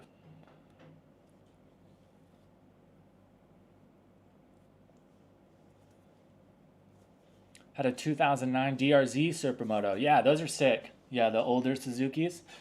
DRZs are cool. If you can find the older ones that are still in good shape, you can get them for good prices. Yeah, the only like legit Supermoto I've ever ridden was a DRZ. CBRs are a legend. My first bike was a CBR 1000 2007. Great year. I had a 2007 1000 RR with the Repsol package, the orange and white. Man, I got so many numbers on that bike. White and orange plastics, white wheels, fucking minty. Like I would just I would be sitting at stoplights and girls pull up next to you and I'm like, "What's your Instagram? What's your Instagram?"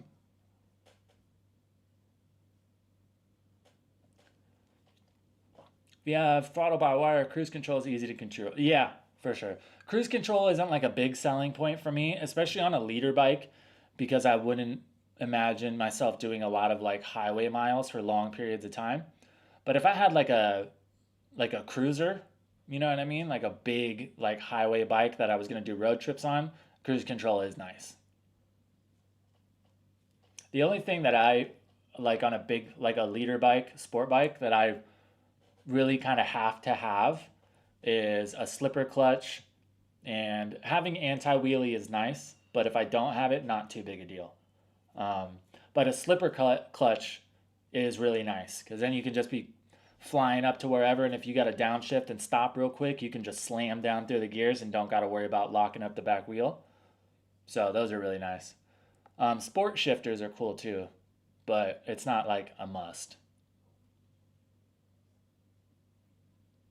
It is nice that XSR 900 that I took to Ko Chang for my birthday, that had like different, had 3 different maps for the throttle response. It didn't change the horsepower or anything, it just because it's a wire throttle. So you could change how sensitive the throttle was, and that was pretty nice. I just put it on like the middle map because when it was like at its most sensitive, you barely touch it and it was just like whack the throttle right open. And that was a lot, especially because I wasn't used to the bike. I was like, I got on it, and then the next day I drove it to Ko Chang. So I was like, all right, let's chill it out a little bit. Because I'm used to my fucking Grom, where, you know, it's a little 125, and I weigh 180 pounds. So that thing, I'm just, wah, wah, everywhere. Do that on a leader bike, you're going to fucking die.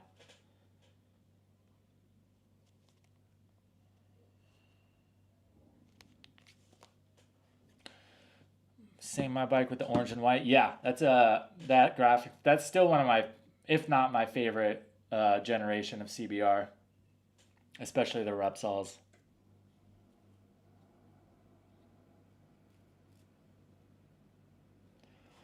Do street fighter handlebars. I can't do those low bars. I hate that. I hate it when my bars are like right at the top of my triple clamps. It's just not comfortable for me. I think mostly what it is like I learned how to ride motorcycles riding dirt bikes. So any motorcycle I get, I try to get the geometry of the bars and like the front end as close to a dirt bike as I can. So I like, you know, my bars to be decently high up for my triple clamps, and that lets me sit up more straight because I'm tall. If the bars are real low, I'm just super hunched over. But if the bars are high, especially on a sport bike, I can sit up when I want to, but if I want to tuck, I can still tuck.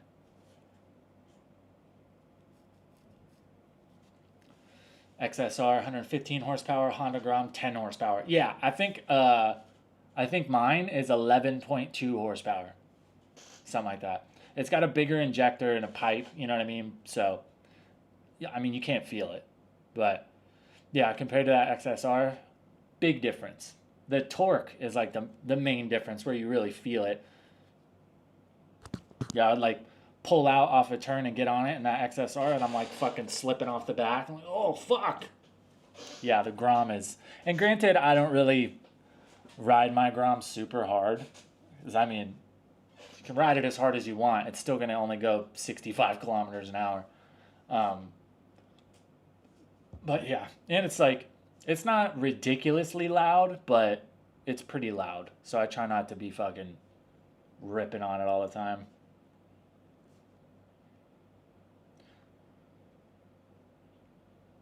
Mine's loud, but it's under the 95 decibels. I've gotten stopped and they put the little meter on it, and then they make you hold it at like 3,500 RPM, something like that.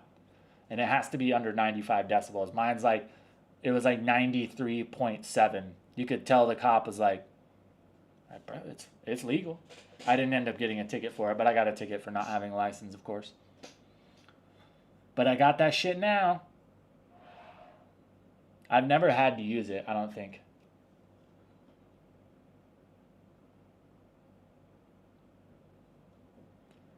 In Thailand or the US? The 95 decibels, that's Thailand. In America, at least in Arizona, I think it's 100 decibels. It's supposed to be under.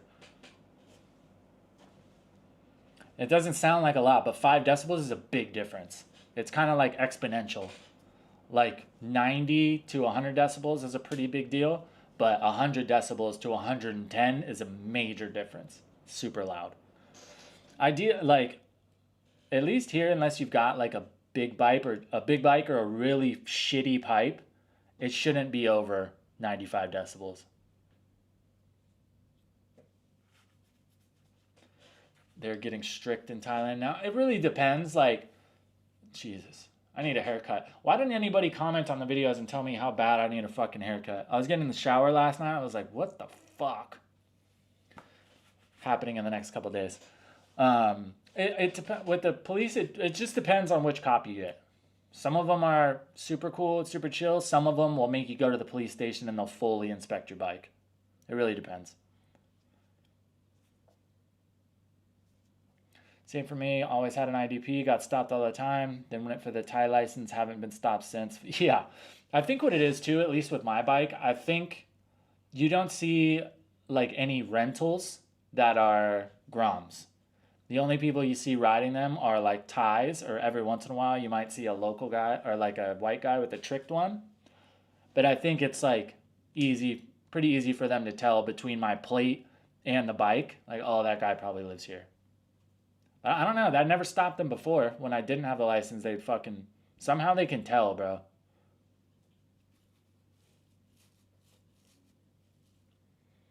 Harley Davidson guys, nobody stopped them. Yeah, Harleys are getting a lot more popular here. I love how the Thai guys modify Harleys. So much different than the shit you see in the States. I really like it. A lot of people talk shit. They think it's like super ricey. I think it's cool. Let's see if I can find a good one. Yeah, they use like a ton of like really cool anodized parts, and everything's all color matched. Super cool. They're getting pretty affordable here now too, because I think they just started manufacturing them here. So I don't think you get hit with crazy tax on them anymore.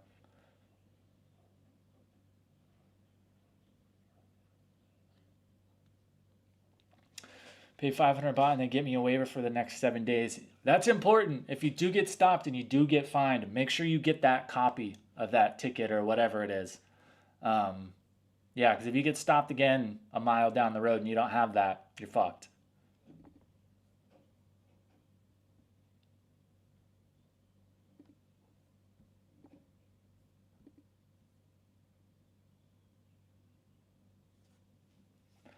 Love the Mexican style Harleys. Yeah, with all the chrome and everything, big wheels. I'm not really into those. Like, I wouldn't see myself having one, but I can see why people like them. I respect them, you know. I'm really not much of a Harley guy as it is. Like, if I had stupid money and I could just get as many bikes as I wanted, I would probably have a Harley. But it would for sure not be the first or the second or probably even the third bike I bought. I would have a big sport bike, a liter bike, CBR 1000, a sick-ass Supermoto 450, a Grom, like a really tricked, slammed Grom. Same with a Ruckus, super tricked, slammed. And then maybe after that, a Harley. Maybe. Actually, before even that, I'd probably get like a 90s two-stroke something.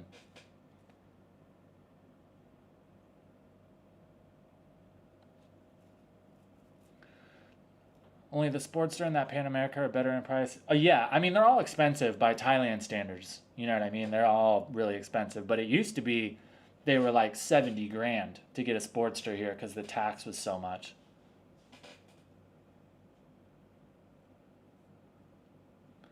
Thought you'd be into choppers. Yeah, it's never really been my thing. I've always, like, cars and bikes, I've always been into Japanese stuff. I had, what the fuck was it called? It was like it's kind of like a Fat Boy styled, like, cruiser bike. But it was a Suzuki, I think? That was okay.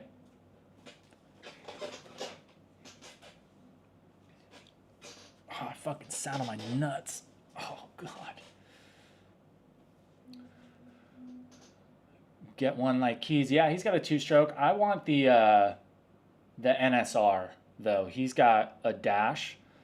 The NSR is the one that's still shaped like a sport bike. It's got full fairings. I would want that one. Is it? Yeah, and I think the Kawasaki one is a KSR. I think it's a 150. Or no, the KSR is like the Grom thing.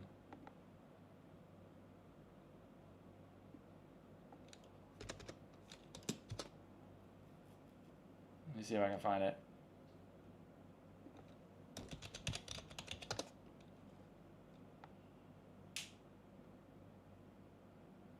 Yeah, it's right here. KR 150. Yeah, those are cool too. That's what a lot of the like the race bikes like you see here, the guys doing drag racing on the two strokes. So this is what a lot of them have is the KR 150. Those are cool too.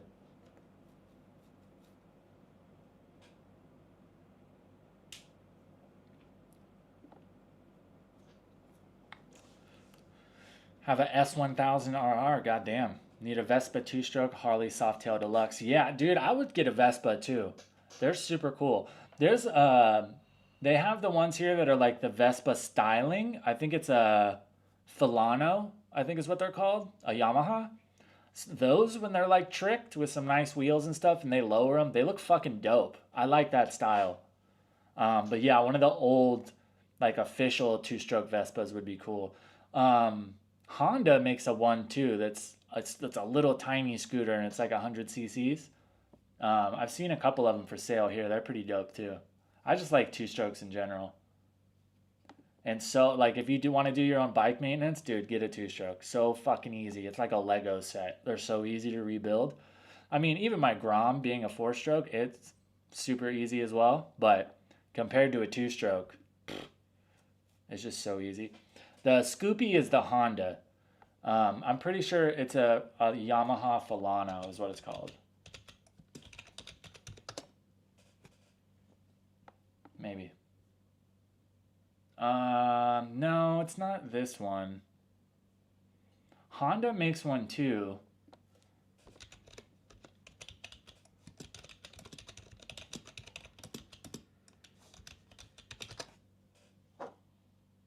The Honda Giorno. That's what it is. Or no, it's this one right here. Not the Giorno. Yeah. It's the Giorno, but it's the new body style. These are sick. They look pretty boring factory, but the Thai guys here will put them on like nice powder coated wheels and they'll lower them. They look dope once you put a little bit of money into them. I think there's a pretty big race scene for them as well. Or another one that I've been looking at is the Honda Monkey. Those are sick too. The Honda Giorno, yeah, it's the same body style, I think. Yeah, that's what this one is. The Giorno Plus. Yamaha has one too. That's like the same body style. My mom and I rented one in Chiang Mai. It was a nice bike. Just super comfortable, super easy to ride, good suspension. Yeah, if you put a little bit of money into them, get some nice powder coated parts, they look cool. I just saw that Honda just dropped a Forza 750 as well. Pretty sick, dude. Those like the Forzas and then the X-Max, the Yamaha, those are like, for a scooter, they're just so fucking massive. I'm sure you would get used to it after a while, but the few times I've ridden them, it's like, Jesus Christ, it's like driving a fucking boat on two wheels. Just so massive. Be sick if someone swapped a two-stroke 250 in those small scooters. Yeah, I just think there's not a lot of two-stroke 250 motors here floating around. You know what I mean? Four strokes for sure. I mean, if I ever get to the point where I don't only have the Grom, if I have another bike as well, I want a CBR 250 swap the Grom.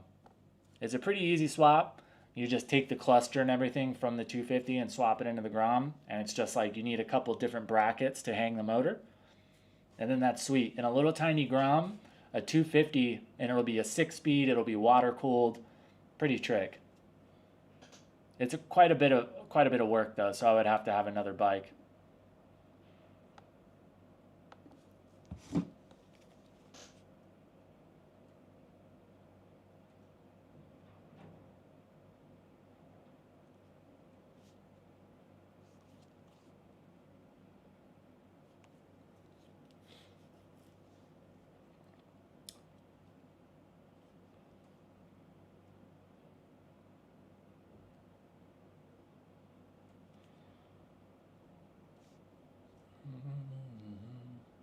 We'll see if this shit's gonna be delivered today. I doubt it.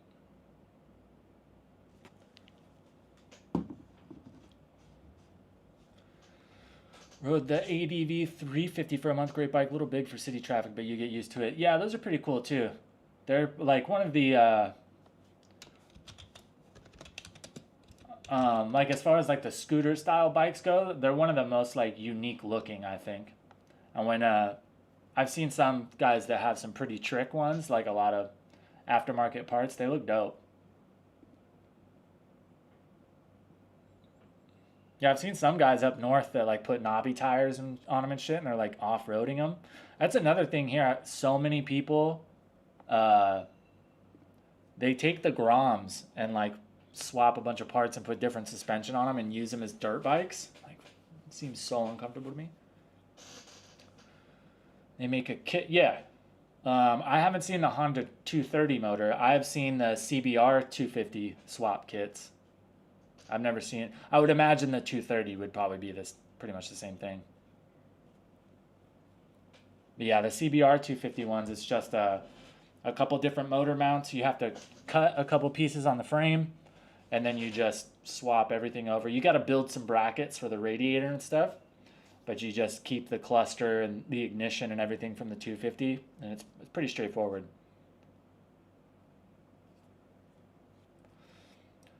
Good morning from Pattaya, Alchemist. Good morning, good morning. Just checked, the Groms are at 4,000 US. For the new ones are pretty cool.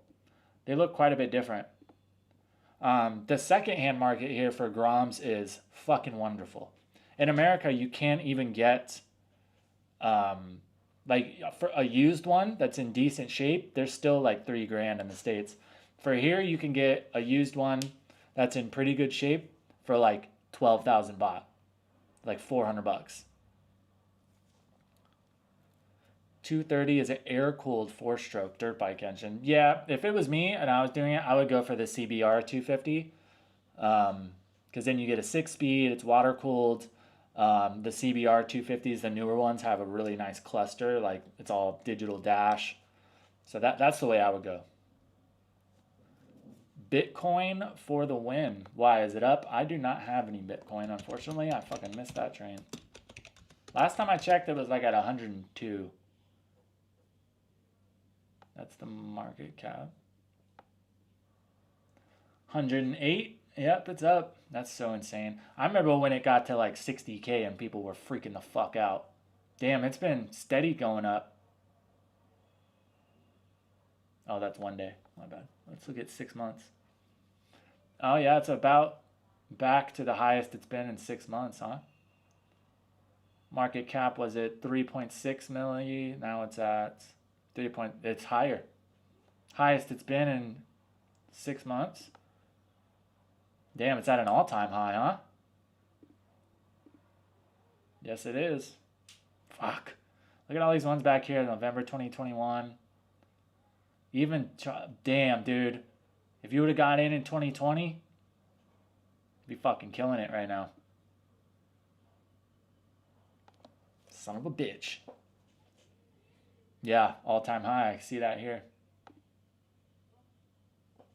Fuck, must be nice.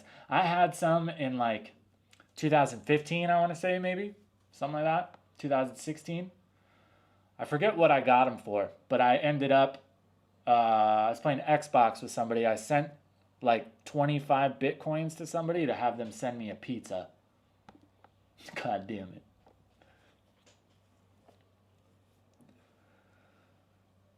I remember when my cousin, when Bitcoin was 200, he was begging me to invest with him. I told him, you're crazy to put your money out in a digital coin. Now he's a fuck. Yeah. I never really had anybody that was like, yo, you got to get on this.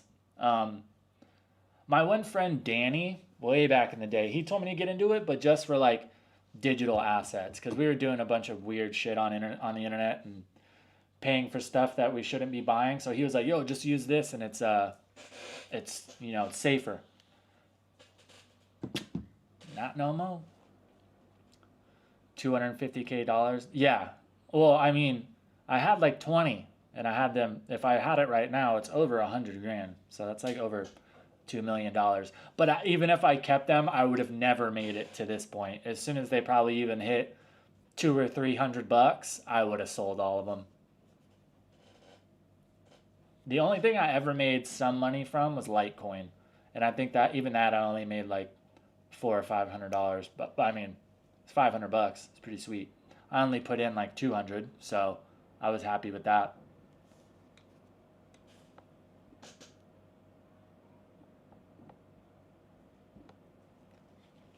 Doge is up too. Yeah, I feel like that's kind of the trend. If Bitcoin goes up, pretty much everything else follows, right?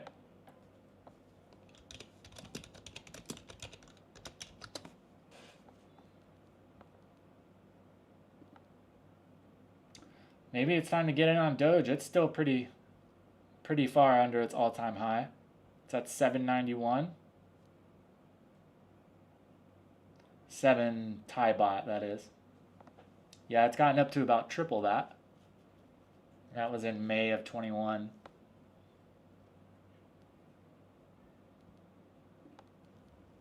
Yeah, I think I've kind of missed the train on most of those.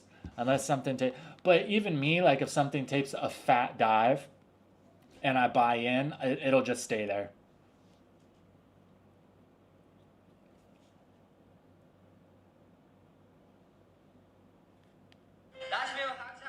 Shut the fuck up.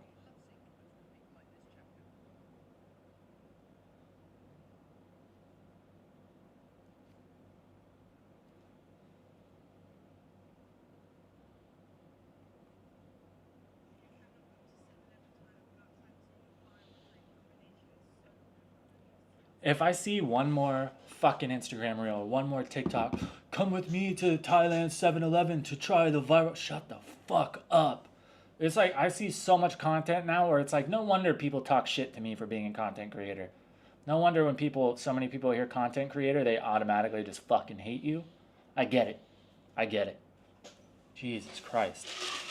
Not everybody can just offer elite level journalism like me, you know? Not everybody's like us, guys. Not everybody gets it. In all fairness, I have made some pretty fucking cringe content.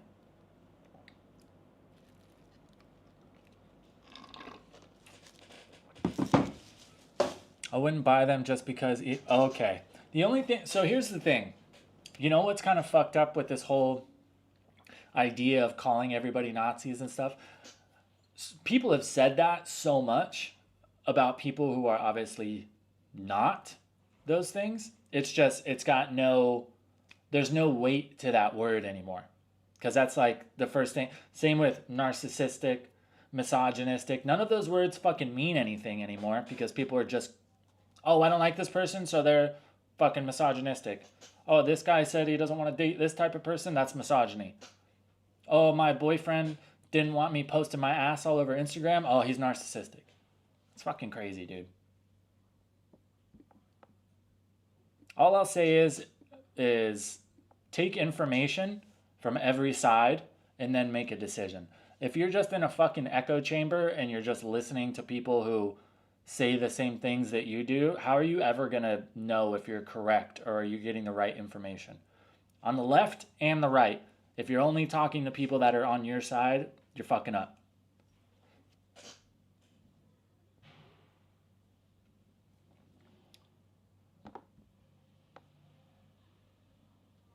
Old school, we are a dying breed. Jesus Christ, man. It's starting to feel like it, that's for sure.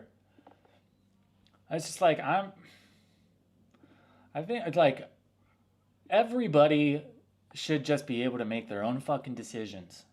Like if you're just blindly following because this person says that's what you should be doing, come on, bro. Think for your fucking self. It's not hard.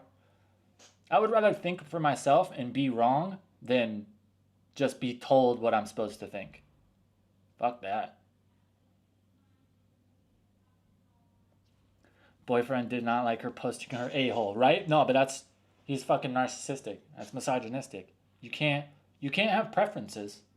God forbid you're a man that has preferences on who you will date and who you won't. Fucking watch out. Yeah, that's fuck. We can't go down that rabbit hole. I can't even. That's a big reason why I can't be on fucking TikTok for more than 5 minutes. Some of the shit I see, I'm like, God, people are fucking dumb. And if I'm calling you dumb, bro, I'm not a fucking genius by any means. I'm a fucking idiot. So if I got it more figured out than you, you got some shit to work on, bro.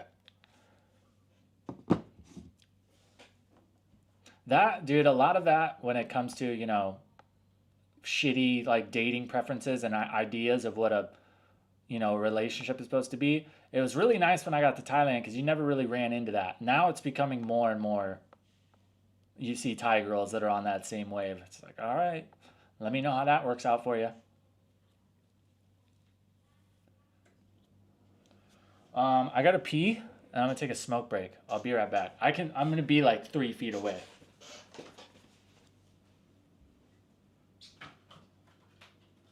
Addiction is real. Anything from the States you would bring to Thailand that may be difficult to get or expensive in Thailand? Cheese is really expensive here. Mostly just like snacks. If there's like specific snacks you like from the States, I would bring some of those with you. The only thing that's like pretty easy to find here that we eat a lot of in the States is like potato chips. Like Lay's is still really prominent here. The flavors are a lot different.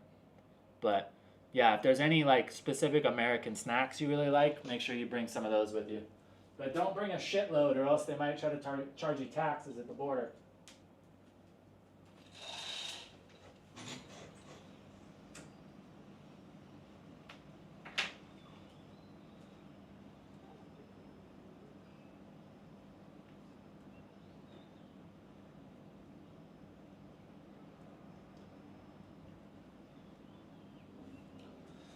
Guys, we got a MILF alert in the pool right now. We got a full blown MILF alert.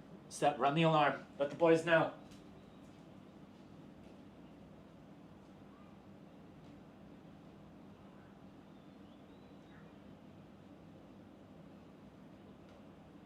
If I could unplug the webcam, I would show you, but it won't reach all the way over here.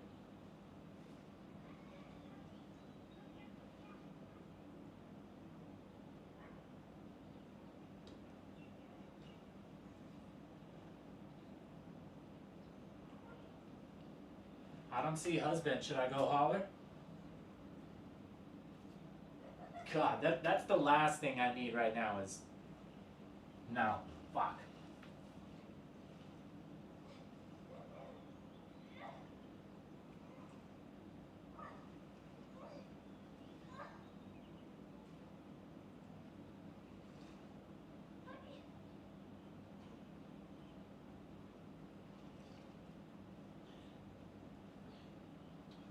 Her dude, her son is in the pool and he's obviously not a very good swimmer. He's like borderline on the verge of drowning and she's just sitting there on her phone.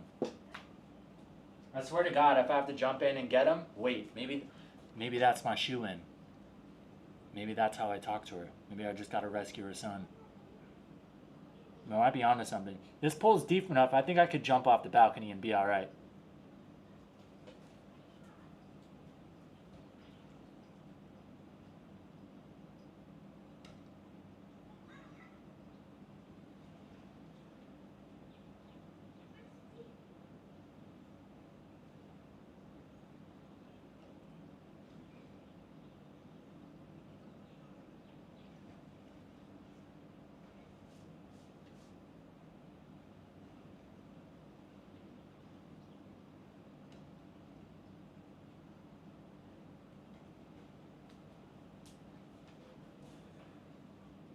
Twinkies, right? I fucking hated Twinkies when I was a kid, and then I ended up liking them.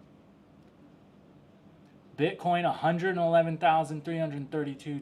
Jesus.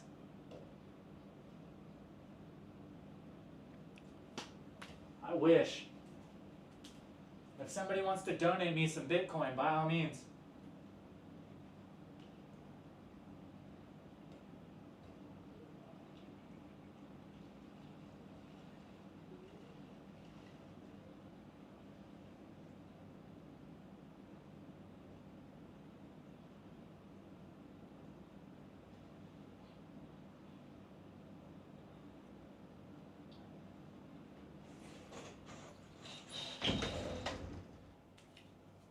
So fucking hot. Ridiculously hot. Maybe that's what we need for instead of airing out Thailand bullshit super chat. We need to buy Tempus a Bitcoin super chat. How long do you think that would take? $111,000 worth of super chats? Fuck. I better not make any plans for the next 10 years and just stream every day, all day. I love cooking. I wouldn't have probably buying groceries in Thailand. I think it's 30% less. Certain things in Thailand are cheaper at the grocery store, but there's a lot of stuff that's more expensive as well. A lot of the stuff I like to eat frequently is more expensive here.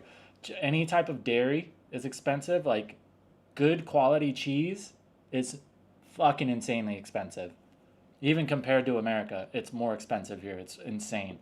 Even like shitty processed like American cheese slices are expensive, and I don't eat that shit.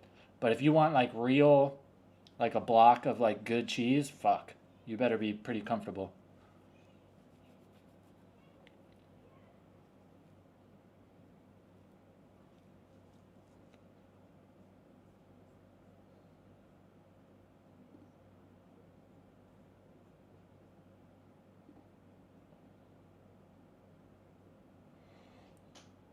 Have you dated? No. I only dated one girl here, and it ended up being a fucking nightmare. So I have been avoiding that in every way possible.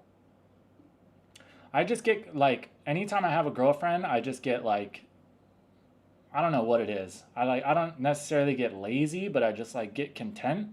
If I look back at all the periods, because, like, dude, all through my 20s, pretty much, I had a girlfriend pretty much at all times.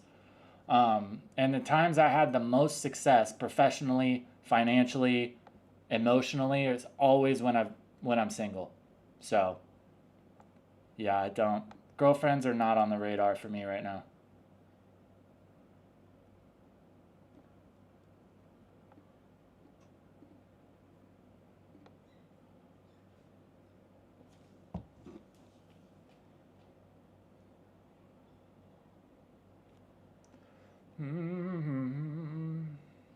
What is today? Thursday? Where the hell? Of course.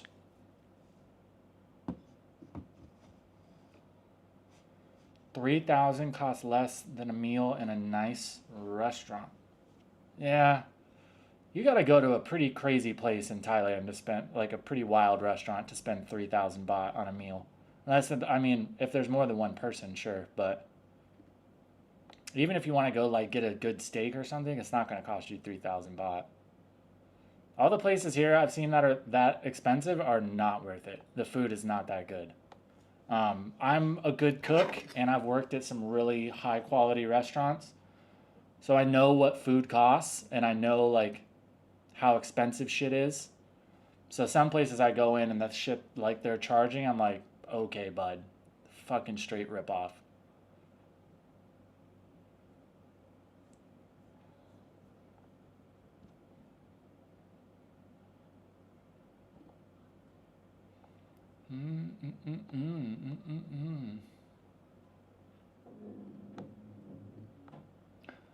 This guy fucking emailed me. Guys, pro tip, if you do any type of freelance work, anything where you're reaching out to possible customers or clients, whatever, one email, one follow-up a few days later if they don't reply, that's good. Don't fucking email them 7 times. I've had this one guy trying to fucking, like, oh, I'll make your thumbnails. He's literally emailed me like 9 times over the past 3 weeks. Bro. I think I'm going to have to literally finally reply and be like, dude, stop. Obviously, I'm not interested. Especially because, dude, I've had so many reach out and they're like trying to charge like $40 a thumbnail. Nice. No, absolutely not. I forgot I had this. How is Thailand getting weird? New viewer. Weird World of Whitaker. Yeah, that's pretty much right up your alley, huh? No, we were just talking about like all the fucking crazy stories that are coming out about tourists and monks gambling away 300 million baht. Oh, just fucking wild shit, dude. Fish, chicken, and meat is the only cheaper. I bought chicken today for yeah. Pork is cheap. Chicken's cheap. Fish is cheap compared to America. Depends on the fish. Some fish is pretty expensive. But yeah, anything besides that, beef is way more expensive. Any type of dairy is way more expensive. Certain fruit, if you can find like berries here, they're really expensive. Other fruits are a lot cheaper. Potatoes are still cheap, but they're way more expensive than they are back home. Here you pay like $3 or $4 a kilo most of the time. Back home it's like, you pay $8 for 10 pounds.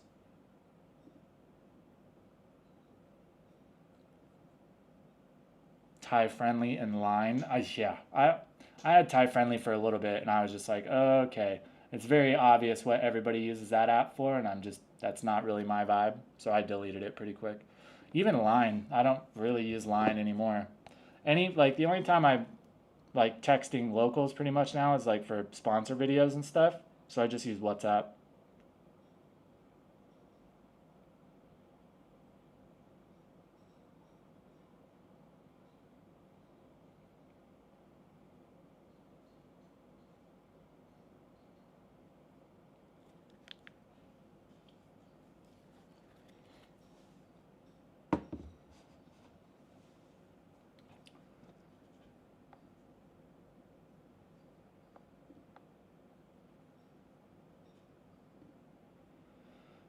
See if these guys paid me yet, huh? Nope, of course not.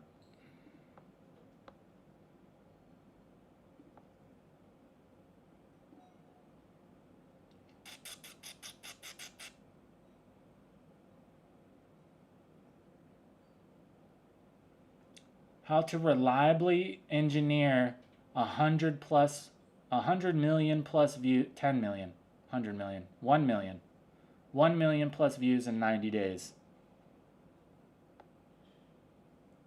Okay. Guys, I hope I don't have to tell you that if somebody is supposedly making 20 grand a month, they're not going to be trying to sell you a fucking $60 course on how to do it. I cannot believe people still fall for that shit. Oh yeah, let me teach you how to drop ship. I made $45,000 last month. Buy my $800 course and I'll teach you how to do it. If you made 45 grand in a month, come on. How fucking stupid are people?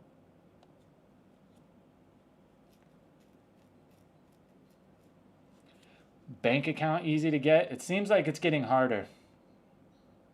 I've had mine for a while. I think I got mine right before it started getting difficult.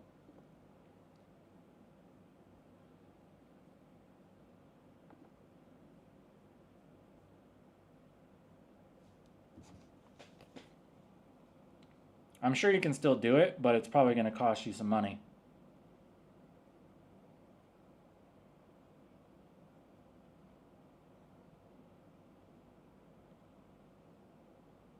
Oh, shit.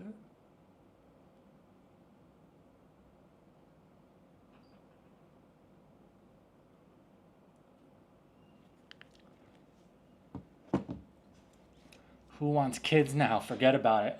Dude, yeah. I would love to have kids eventually, but I'm just worried about if like the whole world keeps going on the trend that it is. Fuck, man. I'm not sure I want to, put kids out into that. And I'm nowhere near comfortable enough to feel like I could give my kids whatever they needed, I don't want it to be a question. I want it to be like if I have a kid and I want them in private school or, whatever, I want that to be doable. I don't want to have a kid and have to be worrying about if they're going to get everything that they need,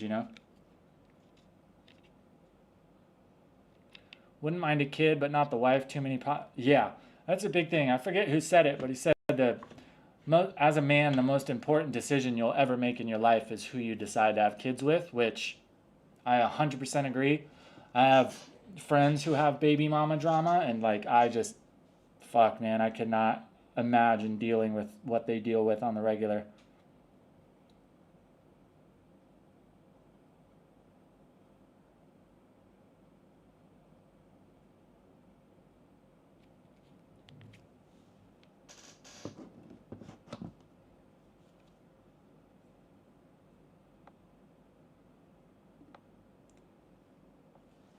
Is there a fucking LUT on this? What the hell's going on here?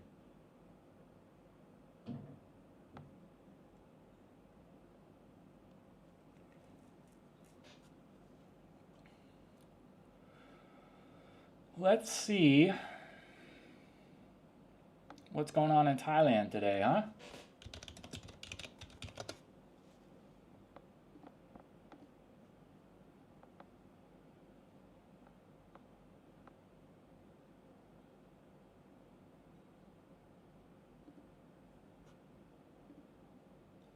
The amount of ads on these fucking people's websites, it's ridiculous.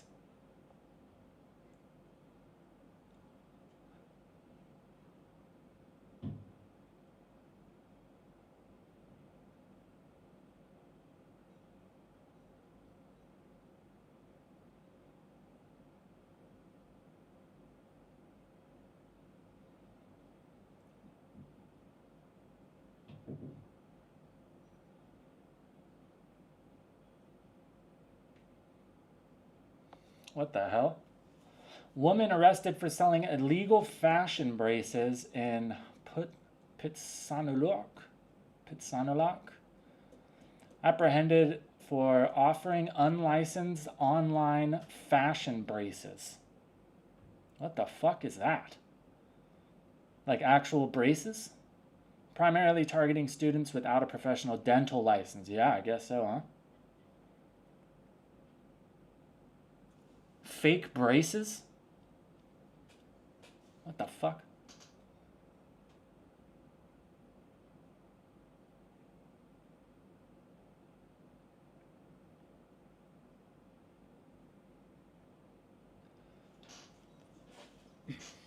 Father and son arrested with 50 kilograms crystal meth and drug bust. Police seized over 50 kilograms of the drug. Father admitted to receiving 45,000 baht per trip, while the son claimed he was deceived by his father into participating. I've seen more and more people getting busted with meth here. I didn't realize it was such a big deal.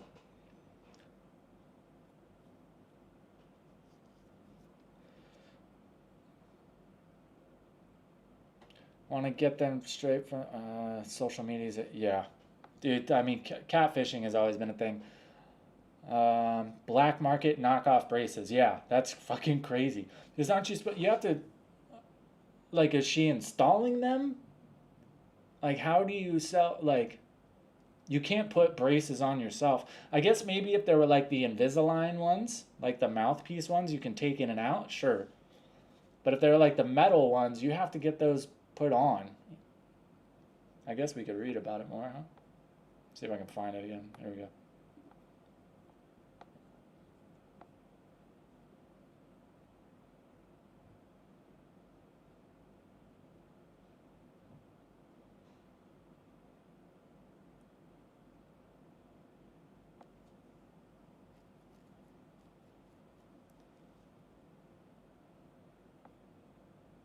No, they look like actual, they look like the metal, like actual braces.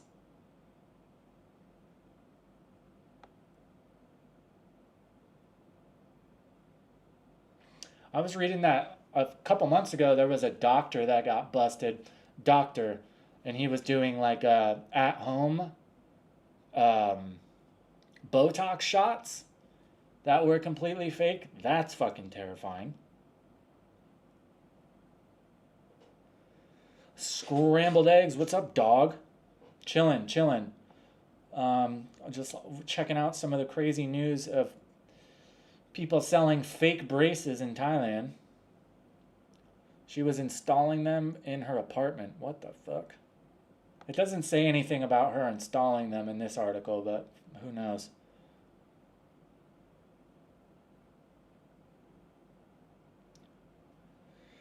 Have to pay single fathers. I don't really believe in single parent. I think ideally every kid needs a mother and a father. I think a single parent is a single parent. I think ideally, whether it's a man or a woman, I don't really think that's in the best interest of the kid.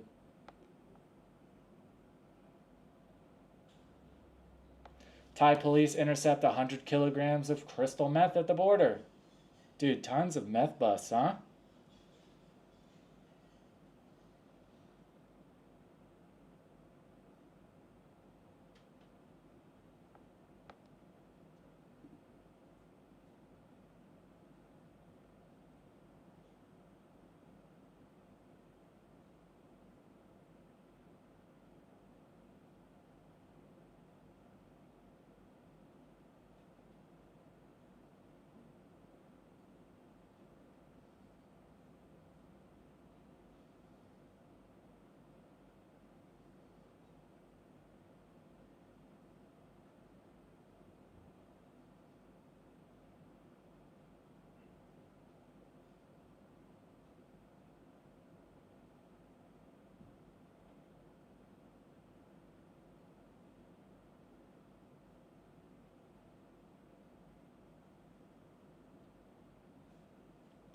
Jesus Christ.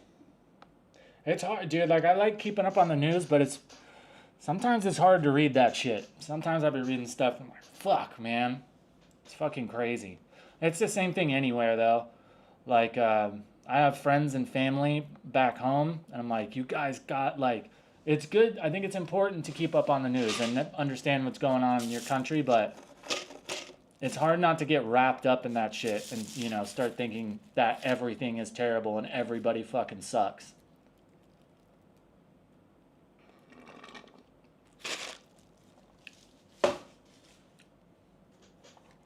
Think King of the Hill Thai style would be, yeah, that would be pretty funny. I would like, I think, dude, just like a cartoon spin-off, just like based in Pattaya, and you've got like character, like one character is like the old crusty, just super negative, angry all the time expat. Then you got like the one monger guy that all he wants to talk about and all he thinks about is women. The alcoholic dude that can't stay out of the club. You could have some pretty fucking funny characters.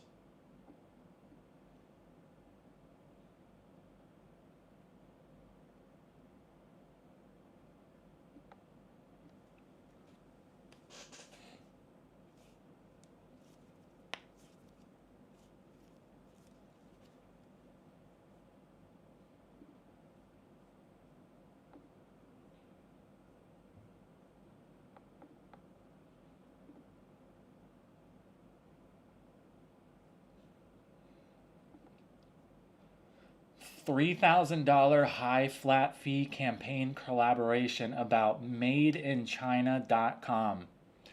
If that doesn't sound like a fucking scam. Man, guys, if you ever start a YouTube channel, just be ready to just get flooded with, like, once you get past like 10,000 subscribers, just be ready to get like 3 emails a day of collaborations that are just fucking scams. Madeinchina.com. I wonder if that's even a real website. Let's see.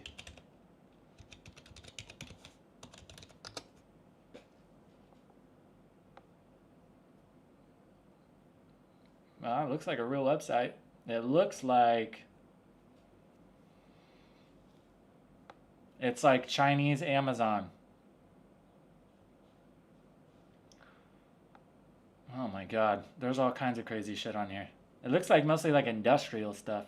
Xenon lamp solar simulator for solar cell chamber, $19,300. Three-phase surge generator for up to 20 kilovolts. What the hell?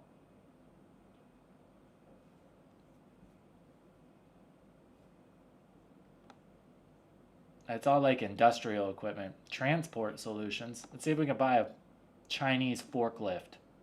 There we go. China cheap price heli forklift, 2.5 tons, 3.5 tons, diesel for $8,000. Now we're getting somewhere. Now we're getting somewhere. Should we buy a fork? Imagine being in Thailand and just a forklift is your main mode of transportation. That'd be fucking awesome. Somebody parks in a spot that you want to park in, just fucking boop, pick up the bike and just move it. That'd be hilarious.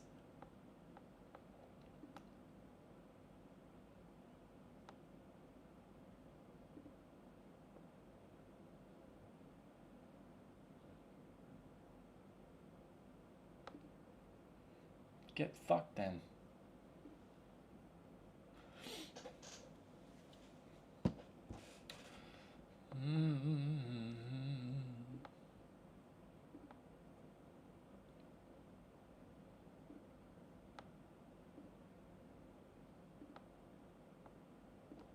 Come on. I'm gonna get what?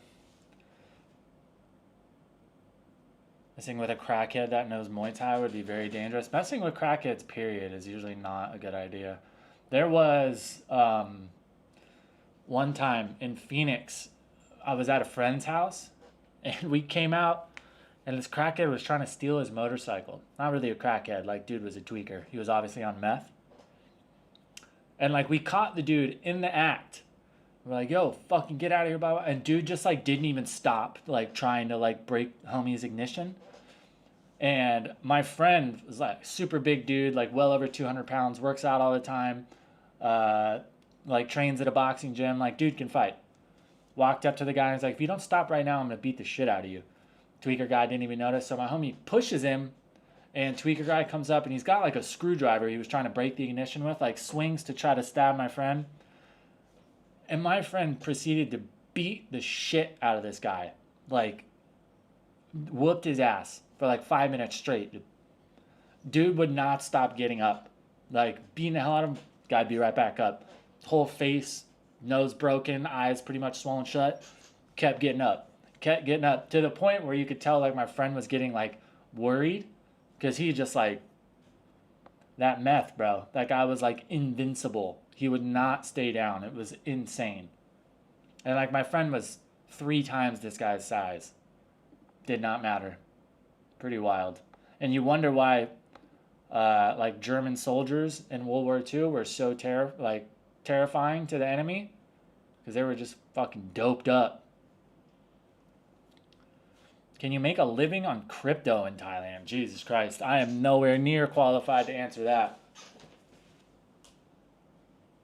I mean, if you're good at trading, sure. I wouldn't rely on that personally, but I know dick all about, like, trading and crypto or Forex or any of that shit.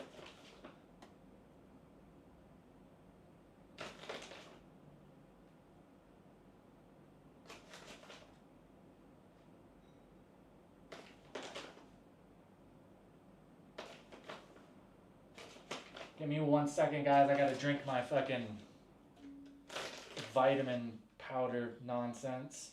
Super greens, baby. Super greens. Your boy has an iron deficiency, so I have to keep up on this stuff or else I start feeling like shit.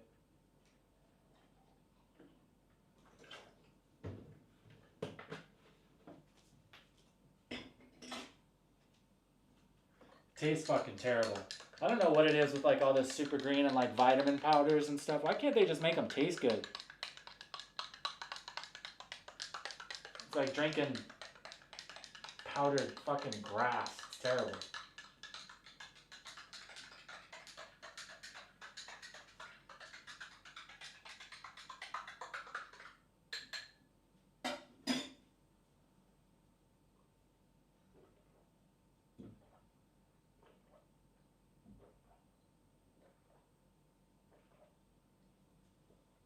Oh, God. Blech.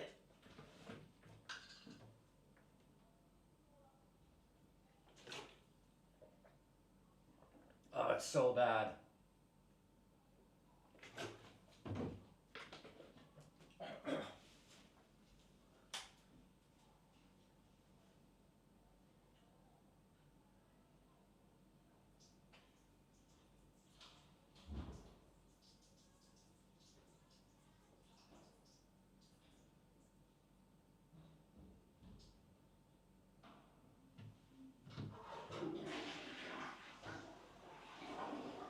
Ugh.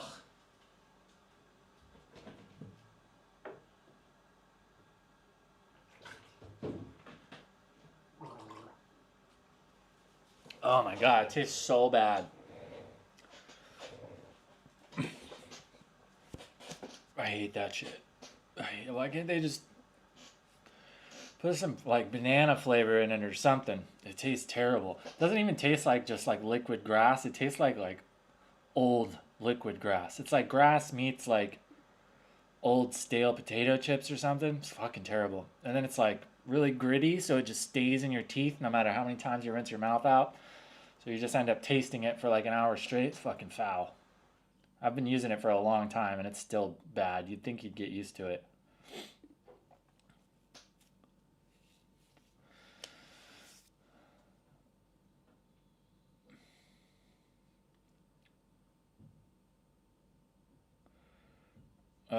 Tried AG1 greens. So didn't like something I could have swore I saw recent. God, it's in my fucking beard. Gross.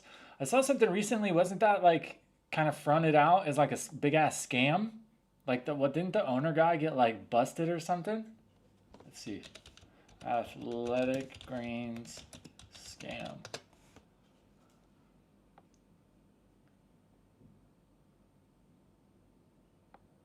Well, the first result is a Reddit thread, so who?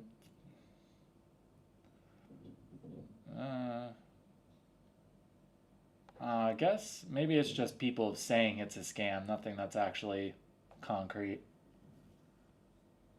Let's see what Reddit has to say. Again, high level journalism. That's all we do here. Facebook and Reddit are the most reliable sources for what's actually going on the ground. It's a fucking YouTube video. I don't want to watch this shit.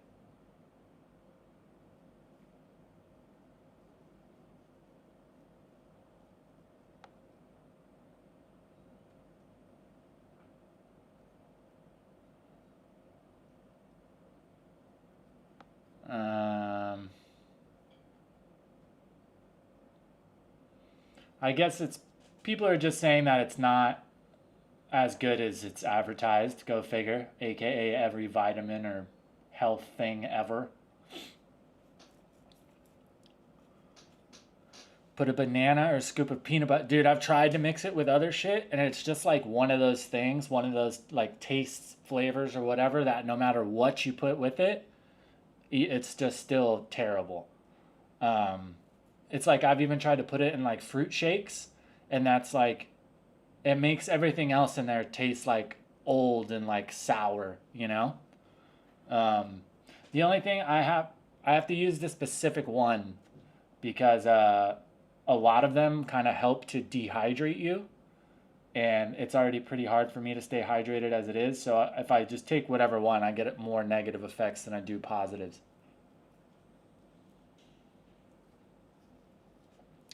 I personally love it. Not a big follow. Yeah, I mean, I'm sure it's like, dude, all that stuff is like, they, it's not gonna sell if you're just completely honest about what it is. I always take things that I see that are advertised through content creators, like with a grain of salt. Because the way that I see it, because I've had people try to do it with me too, is if they approach you as a content creator and they give you a script and you read it and that's how you promote it, and then if it comes out later that whatever was said in that script isn't true, they have plausible deniability to an extent. You know what I mean? They could say, "Oh, well, that's what he said. We didn't tell him to say that," or whatever. You know. So it's like any type of products that use indirect marketing, I always take it with a grain of salt.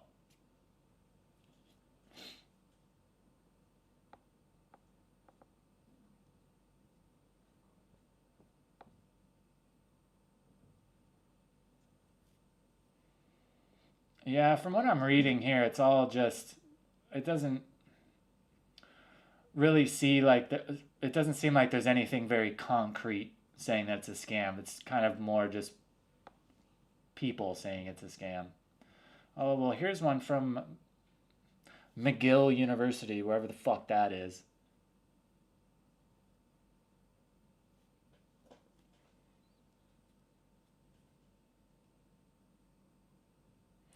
Mass Gainer, the Arnold protein powders. So the Mass Gainer I actually get is from China, and it's actually really fucking good, flavor wise, and it's as far because like Mass Gainer can be super hit and miss if it's like between something that will 100% make you gain weight, but it might not be very good for you. But the stuff I get is really good. A big thing, if you guys ever gonna like want to get on like protein powder or mass gainer or anything like that, make sure you read the ingredients table very good, because what a lot of them do is the ingredients table, it's always how it is. It's like, okay, you get blah blah blah per serving, right? So a lot of them on the front, it'll be like 70 grams of protein, 1,300 calories, ma ma ma ma ma. And then you go on the back and it's like, yeah, that's true per serving, 70 grams, but the serving size will be like 10 heaping scoops. So it's like a third of the bag. You know what I mean? Like that's what you would need to be doing per day to get that 70 grams of protein. So I always say, like, with supplements, if you're going to use them, that's what they need to be. They need to be supplements. Like, you can't just, if you're trying to gain weight, especially, like, getting 80% of your needs from a mass gainer is not a good idea. That's what you're trying to gain weight. Fucking eat eggs, eat chicken, get your protein from real food, and then use the mass gainer as a supplement.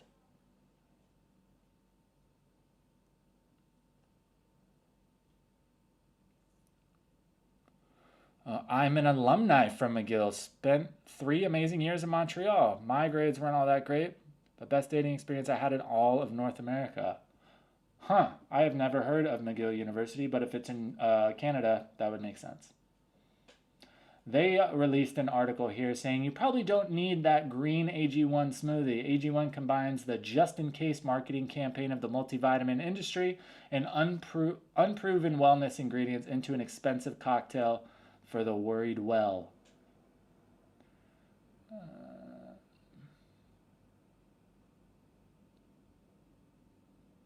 A blend of 75 ingredients carefully curated to nourish all of the body's systems holistically. It is NSF certified, so that's good. That means it gets third-party tested, so that's good at least. At least you know it's not have a bunch of like heavy metals and all kinds of fucked up shit in there.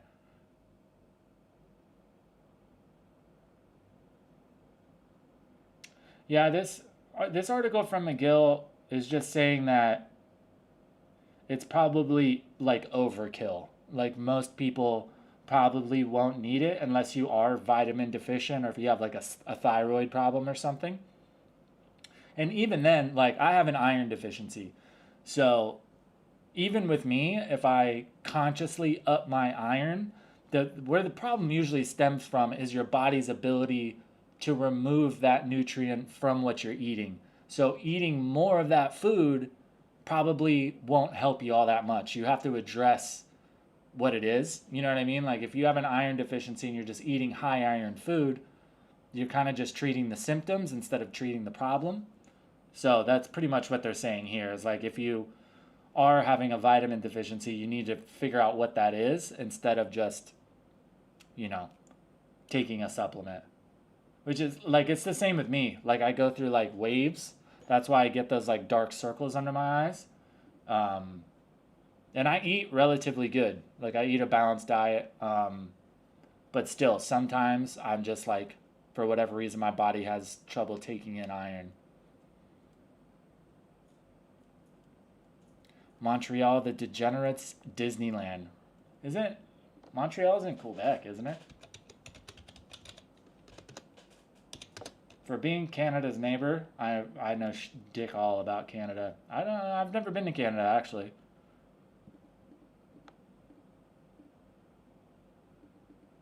Yeah, it's Quebec.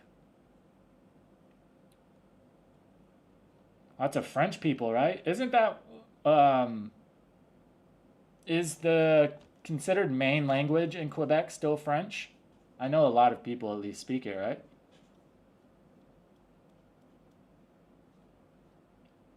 Well, we got Sean Tobin saying that AG1 is a scam, so it must be. Jesus. How Athletic Greens Trick 20 Million People with Pond Scum. That is a hell of a YouTube title.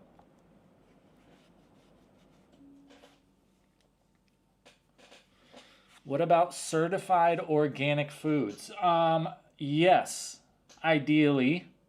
Um, Dude, there's just like if that's something you want to pay attention to, wherever you're buying those things, you need to look up what the qualifications are for it to be considered certified organic. Because a lot of the times, like, especially in America, like people, oh, like, I don't want to eat foods with pesticides and no, and I don't want any of that shit, so I only buy organic. Little do they know that all farming, whether it's organic or whatever in America, they still use pesticides. They're just certified organic pesticides.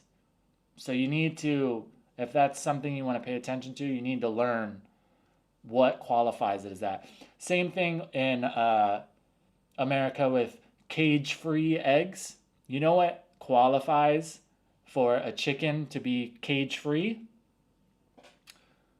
1.5 yards by 1.5 yard space. So 4 feet by 4 feet.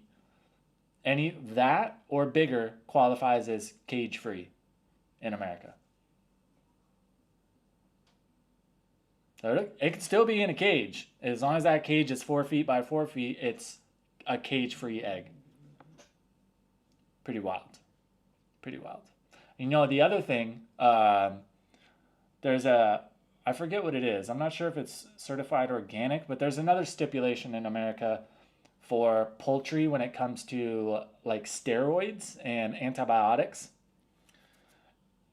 For them to not be, for it to be classified as steroid or antibiotic free, it can't be the muscle where those were injected. So what'll happen is, if the chicken that they've been giving those shots to, if they're giving it all the shots in the right thigh, they'll sell the left guide or the left thigh as steroid and antibiotic free. But then they'll sell the right side under just like normal chicken. That's what I mean. You gotta like look that shit up.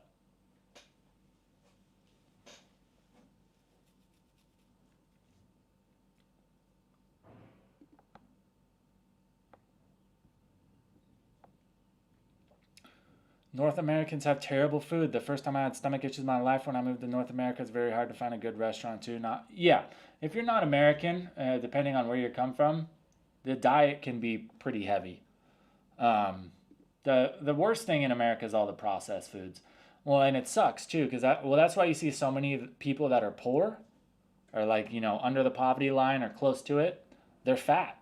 Why is that? Because shitty processed food is cheap. So even if you know, if you're not making a lot of money, even if you want to eat healthy, it is so fucking hard to find food that isn't just a carb bomb or full of sugar. I did keto probably like 2017, 2018. I did keto for 45 days. That first 2 weeks, like, you have no idea how hard it is to walk into an American grocery store and try to find crackers, just normal crackers, that don't have sugar in them. Let me know. It's impossible. Like every saltines, club crackers, every single type of cracker has fucking sugar in it. It is like, it blew my mind when I was doing that, how much stuff has sugar in it. You want to find like a good like granola bar? It's all, and a ton of the stuff that's marketed as healthy, it's not. You know, like all these like granola and protein bars, they're fucking candy bars. You know what I mean? They'll still have 25 grams of sugar. It's insane. Sugar's the big one. But there is a lot of stuff too in America that we deem as unhealthy or that it's bad for you, which is just bullshit. Like, a lot of people talk about seed oils and all that shit. Seed oils are not bad for you unless you ingest way too much of them. It's just like anything else. Sugar is not bad for you unless you eat too much of it. Fats, even saturated fat, is not bad for you unless you eat too much of it. It's just, everything is okay as long as you do it in moderation. That's the only thing about keto too. I know people that are like, oh, I've been keto for 6 months, which is like, it's not possible. You can't be in ketosis for that long. And your body needs sugar. Your body runs off sugar, glucose. Yes, you can take carbs and it will convert them into glucose, but even then, you have to have sugar. Like for basic brain function, you have to eat sugar.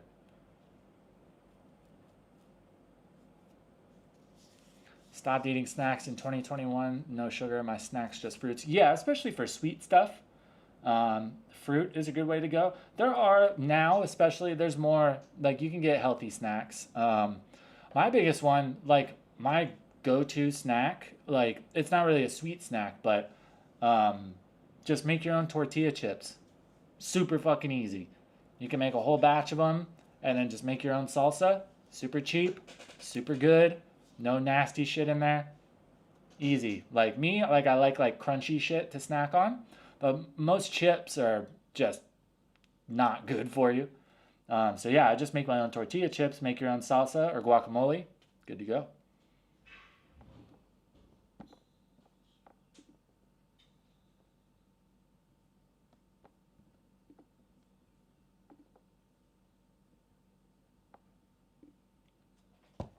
I wonder how long it's going to take to get paid by this sponsor. I have no faith.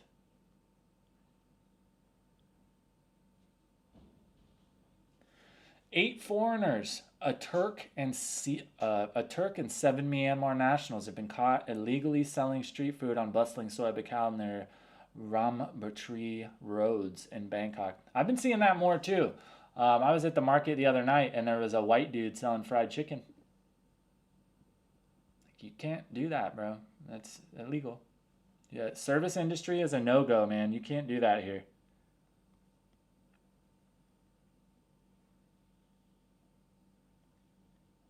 I have a buddy in America who's like, yeah, I'm just gonna come out there and like, he's worked at really fancy bars. He's a really good bartender. Knows his shit. He's like, yeah, I'm just gonna come out there for like 6 months and just like pick up some side jobs bartending. I'm like, dude, you can't do that. You will get busted.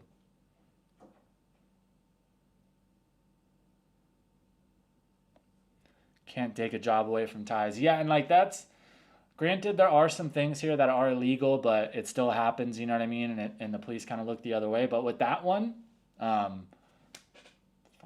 fruit fly in here. Yeah, like the restricted, like restricted business, restricted job stuff. They will bust you for that. And the thing about it is too is like a lot of stuff. Thai people are super fucking chill about most things, but if Thai people see you working a job you're not supposed to be as a foreigner, one of them will report you eventually. That's why, like, when I first got to Pattaya, there was a ton of bars that had foreign managers, and then like a year and a half later, there was like an exodus. Like all those companies and everybody fired them because the police were coming down on them.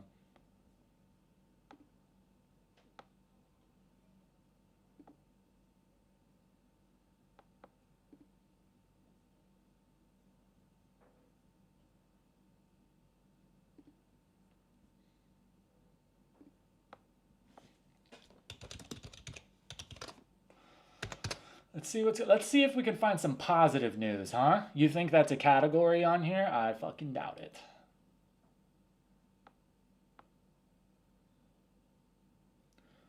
Crime news, politics news, economy news, tourism news, business news, cannabis news. That's a section. World news or China news. Let's go. Can I just like look at trending news? Pride celebration. Thinking of retiring in Thailand long term. His rich tourist flees angry mob after violating Krabi Park. Oh, dude, I saw this video. I think. Park rangers fine foreigner for swimming in closed Maya Bay. Come on, dude. What a fucking douchebag.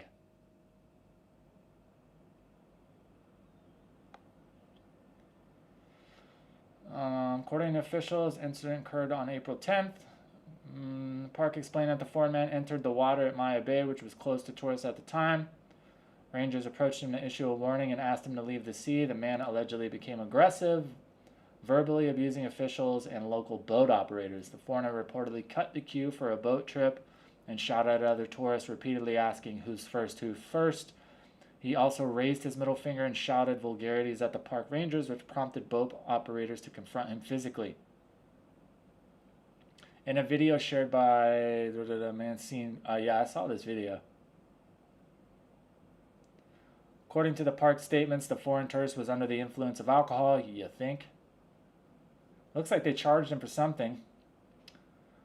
Penalty carries a maximum fine of 100,000 baht. You know he didn't pay that. Yeah, he looks like the type too.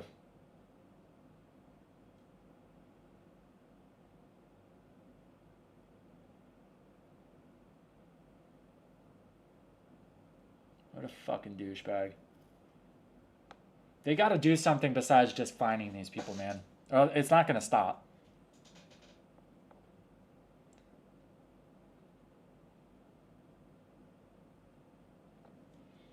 I know you have hair. I'm starting to lose it. Do you think hair transplant, I'm guessing?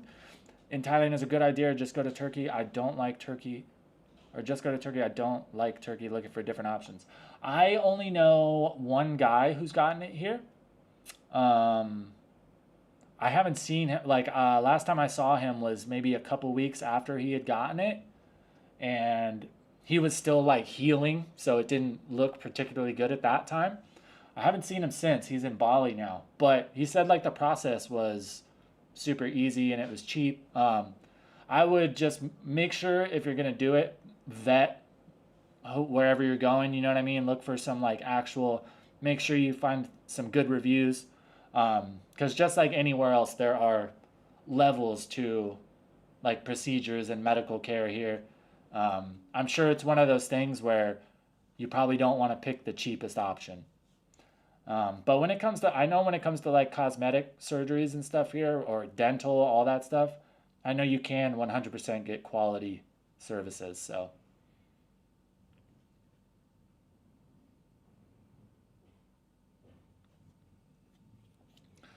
I noticed Americans, Thailand are actually the better behaved tourists. Don't get too many making the news for bad behavior. Yeah, I don't see it a lot.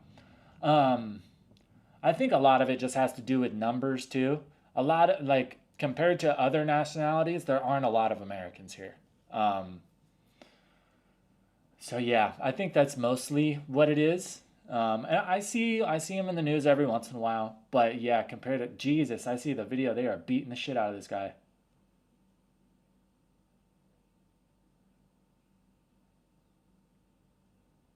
It's like 20. It was like 20 Thai guys jumped on him. Yeah, bro, they don't. I love it too when I see shit like this, and then there's always some fucking retard in the comments that's like, oh, typical Thais can't fight fair, blah blah blah blah. It's like, bro, there's no fucking rules in street fighting, man. 100, like, if I know, like, I'm all for, like, oh, I'm not gonna kick you when you're down, but if I know I'm about to get in a fight with someone and I think they might have the capability to whoop my ass, hell yeah, I'm sucker punching them. Hell yeah, I hope my friends help me out. Like, dude, there's no fucking rules, man. If you don't pay attention and you get jumped, that's your own fucking fault.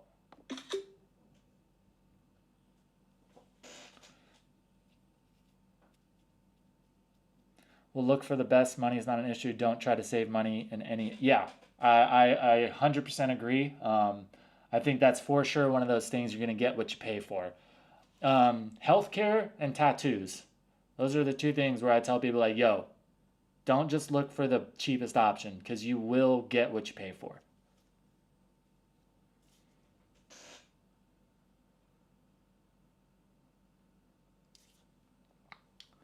It's not your country. You cannot detect the rules. That's a problem. Guys try to apply their laws in foreign land. Yeah, the entitlement is fucking crazy.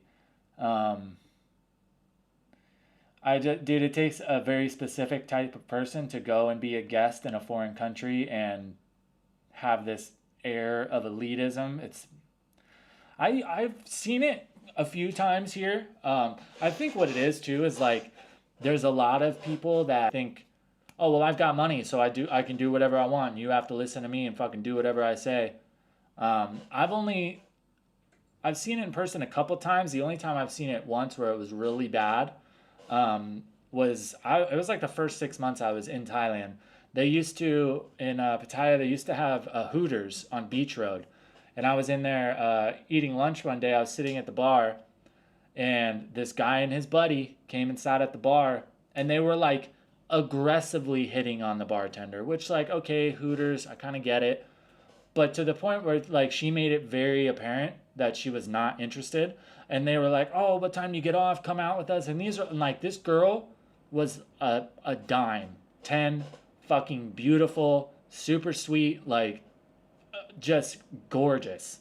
And these are like 55, 60-year-old fat, bald, white guys, you know what I mean? And like, know your lane, bro. And if she's working at Hooters, she's obviously not working on the side, you know what I mean? But anyways, so she told them she wasn't interested, and they wouldn't push, they wouldn't let it go. And then eventually the guy like started cussing her out, screaming at her, and it was just a total piece of shit. And I was gonna ignore it, but then I'm sitting next to him at the bar, and he's like cussing her out, and then he like leans over to me and he's like, right, and I fucking snapped on him. I started yelling at him like he was her. I was like, it's not fucking nice, is it, bro? It's not nice to scream at somebody and know that you can't do shit about it, because I will fuck you up. And he shut up. Hopefully he learned his lesson, but I doubt it. If you're that old and acting like that, you're probably always going to be like that.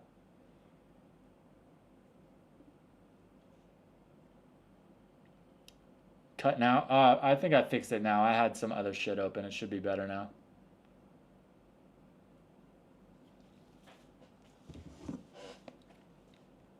Oy.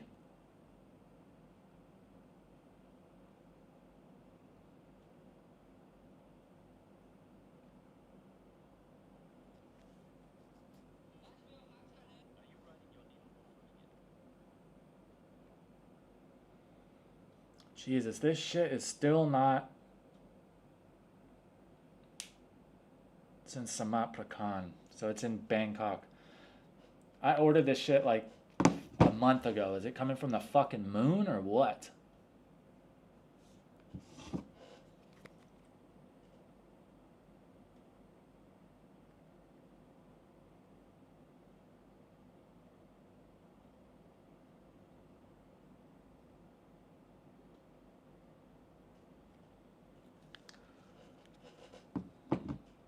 It's not a mic problem. Sometimes it just lags a little bit. It should be better now. I can see my upload speed and everything. I'm at 3.5 megs, so it should be better now.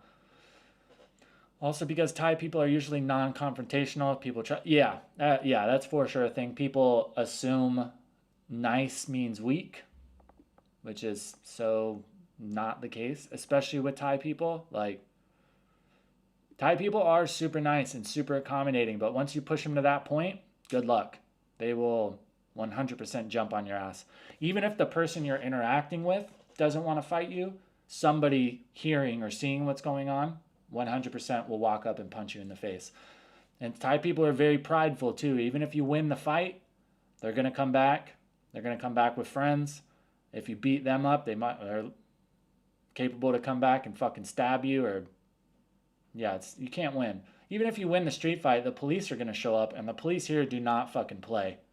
There's no like, oh, the police have to be under threat. Like, if the police heard that you were fighting, they'll walk right up and just smack you with the fucking billy club. Police don't play. So even if you win the fight, they're going to show up. They're going to beat the shit out of you. And then you're going to have to pay them to get out of jail. A lot.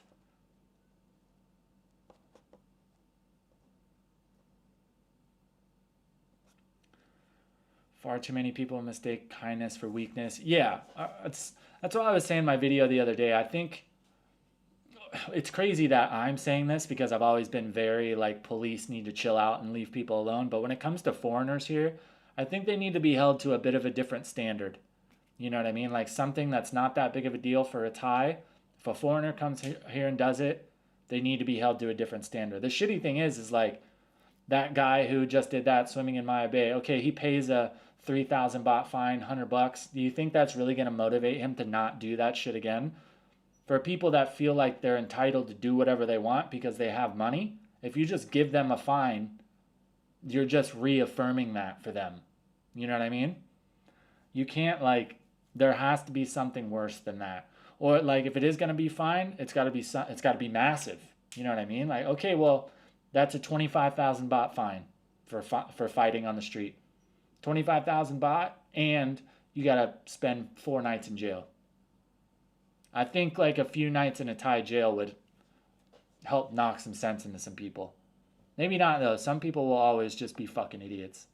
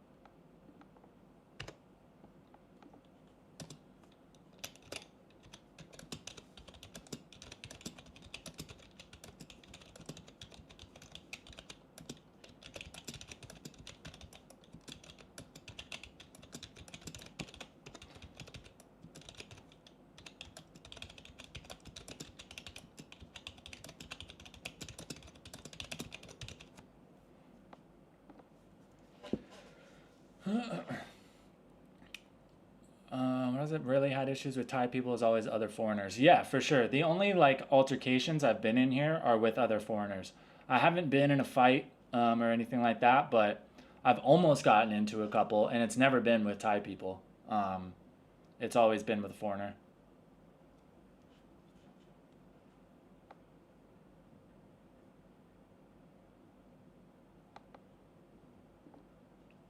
It's always like the few times I've gotten into an altercation too, it's always foreigners from one place. I'm not going to air it out because I know not everybody coming from there is like that, but in my experience, they've all been from the same place. I think a lot of it too, it's just like it has to do with drinking, man. Like partying consistently is so accessible and like just normal here. Um, and you know how it is. People do not make good decisions when they're drinking. I am not above that. Most of the major mistakes I've made in my entire life have alcohol involved in some way. So I get it.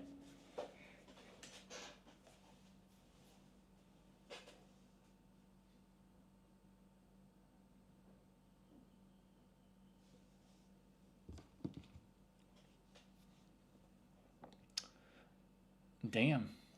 That's a 3-hour stream, boys. That's what I'm talking about.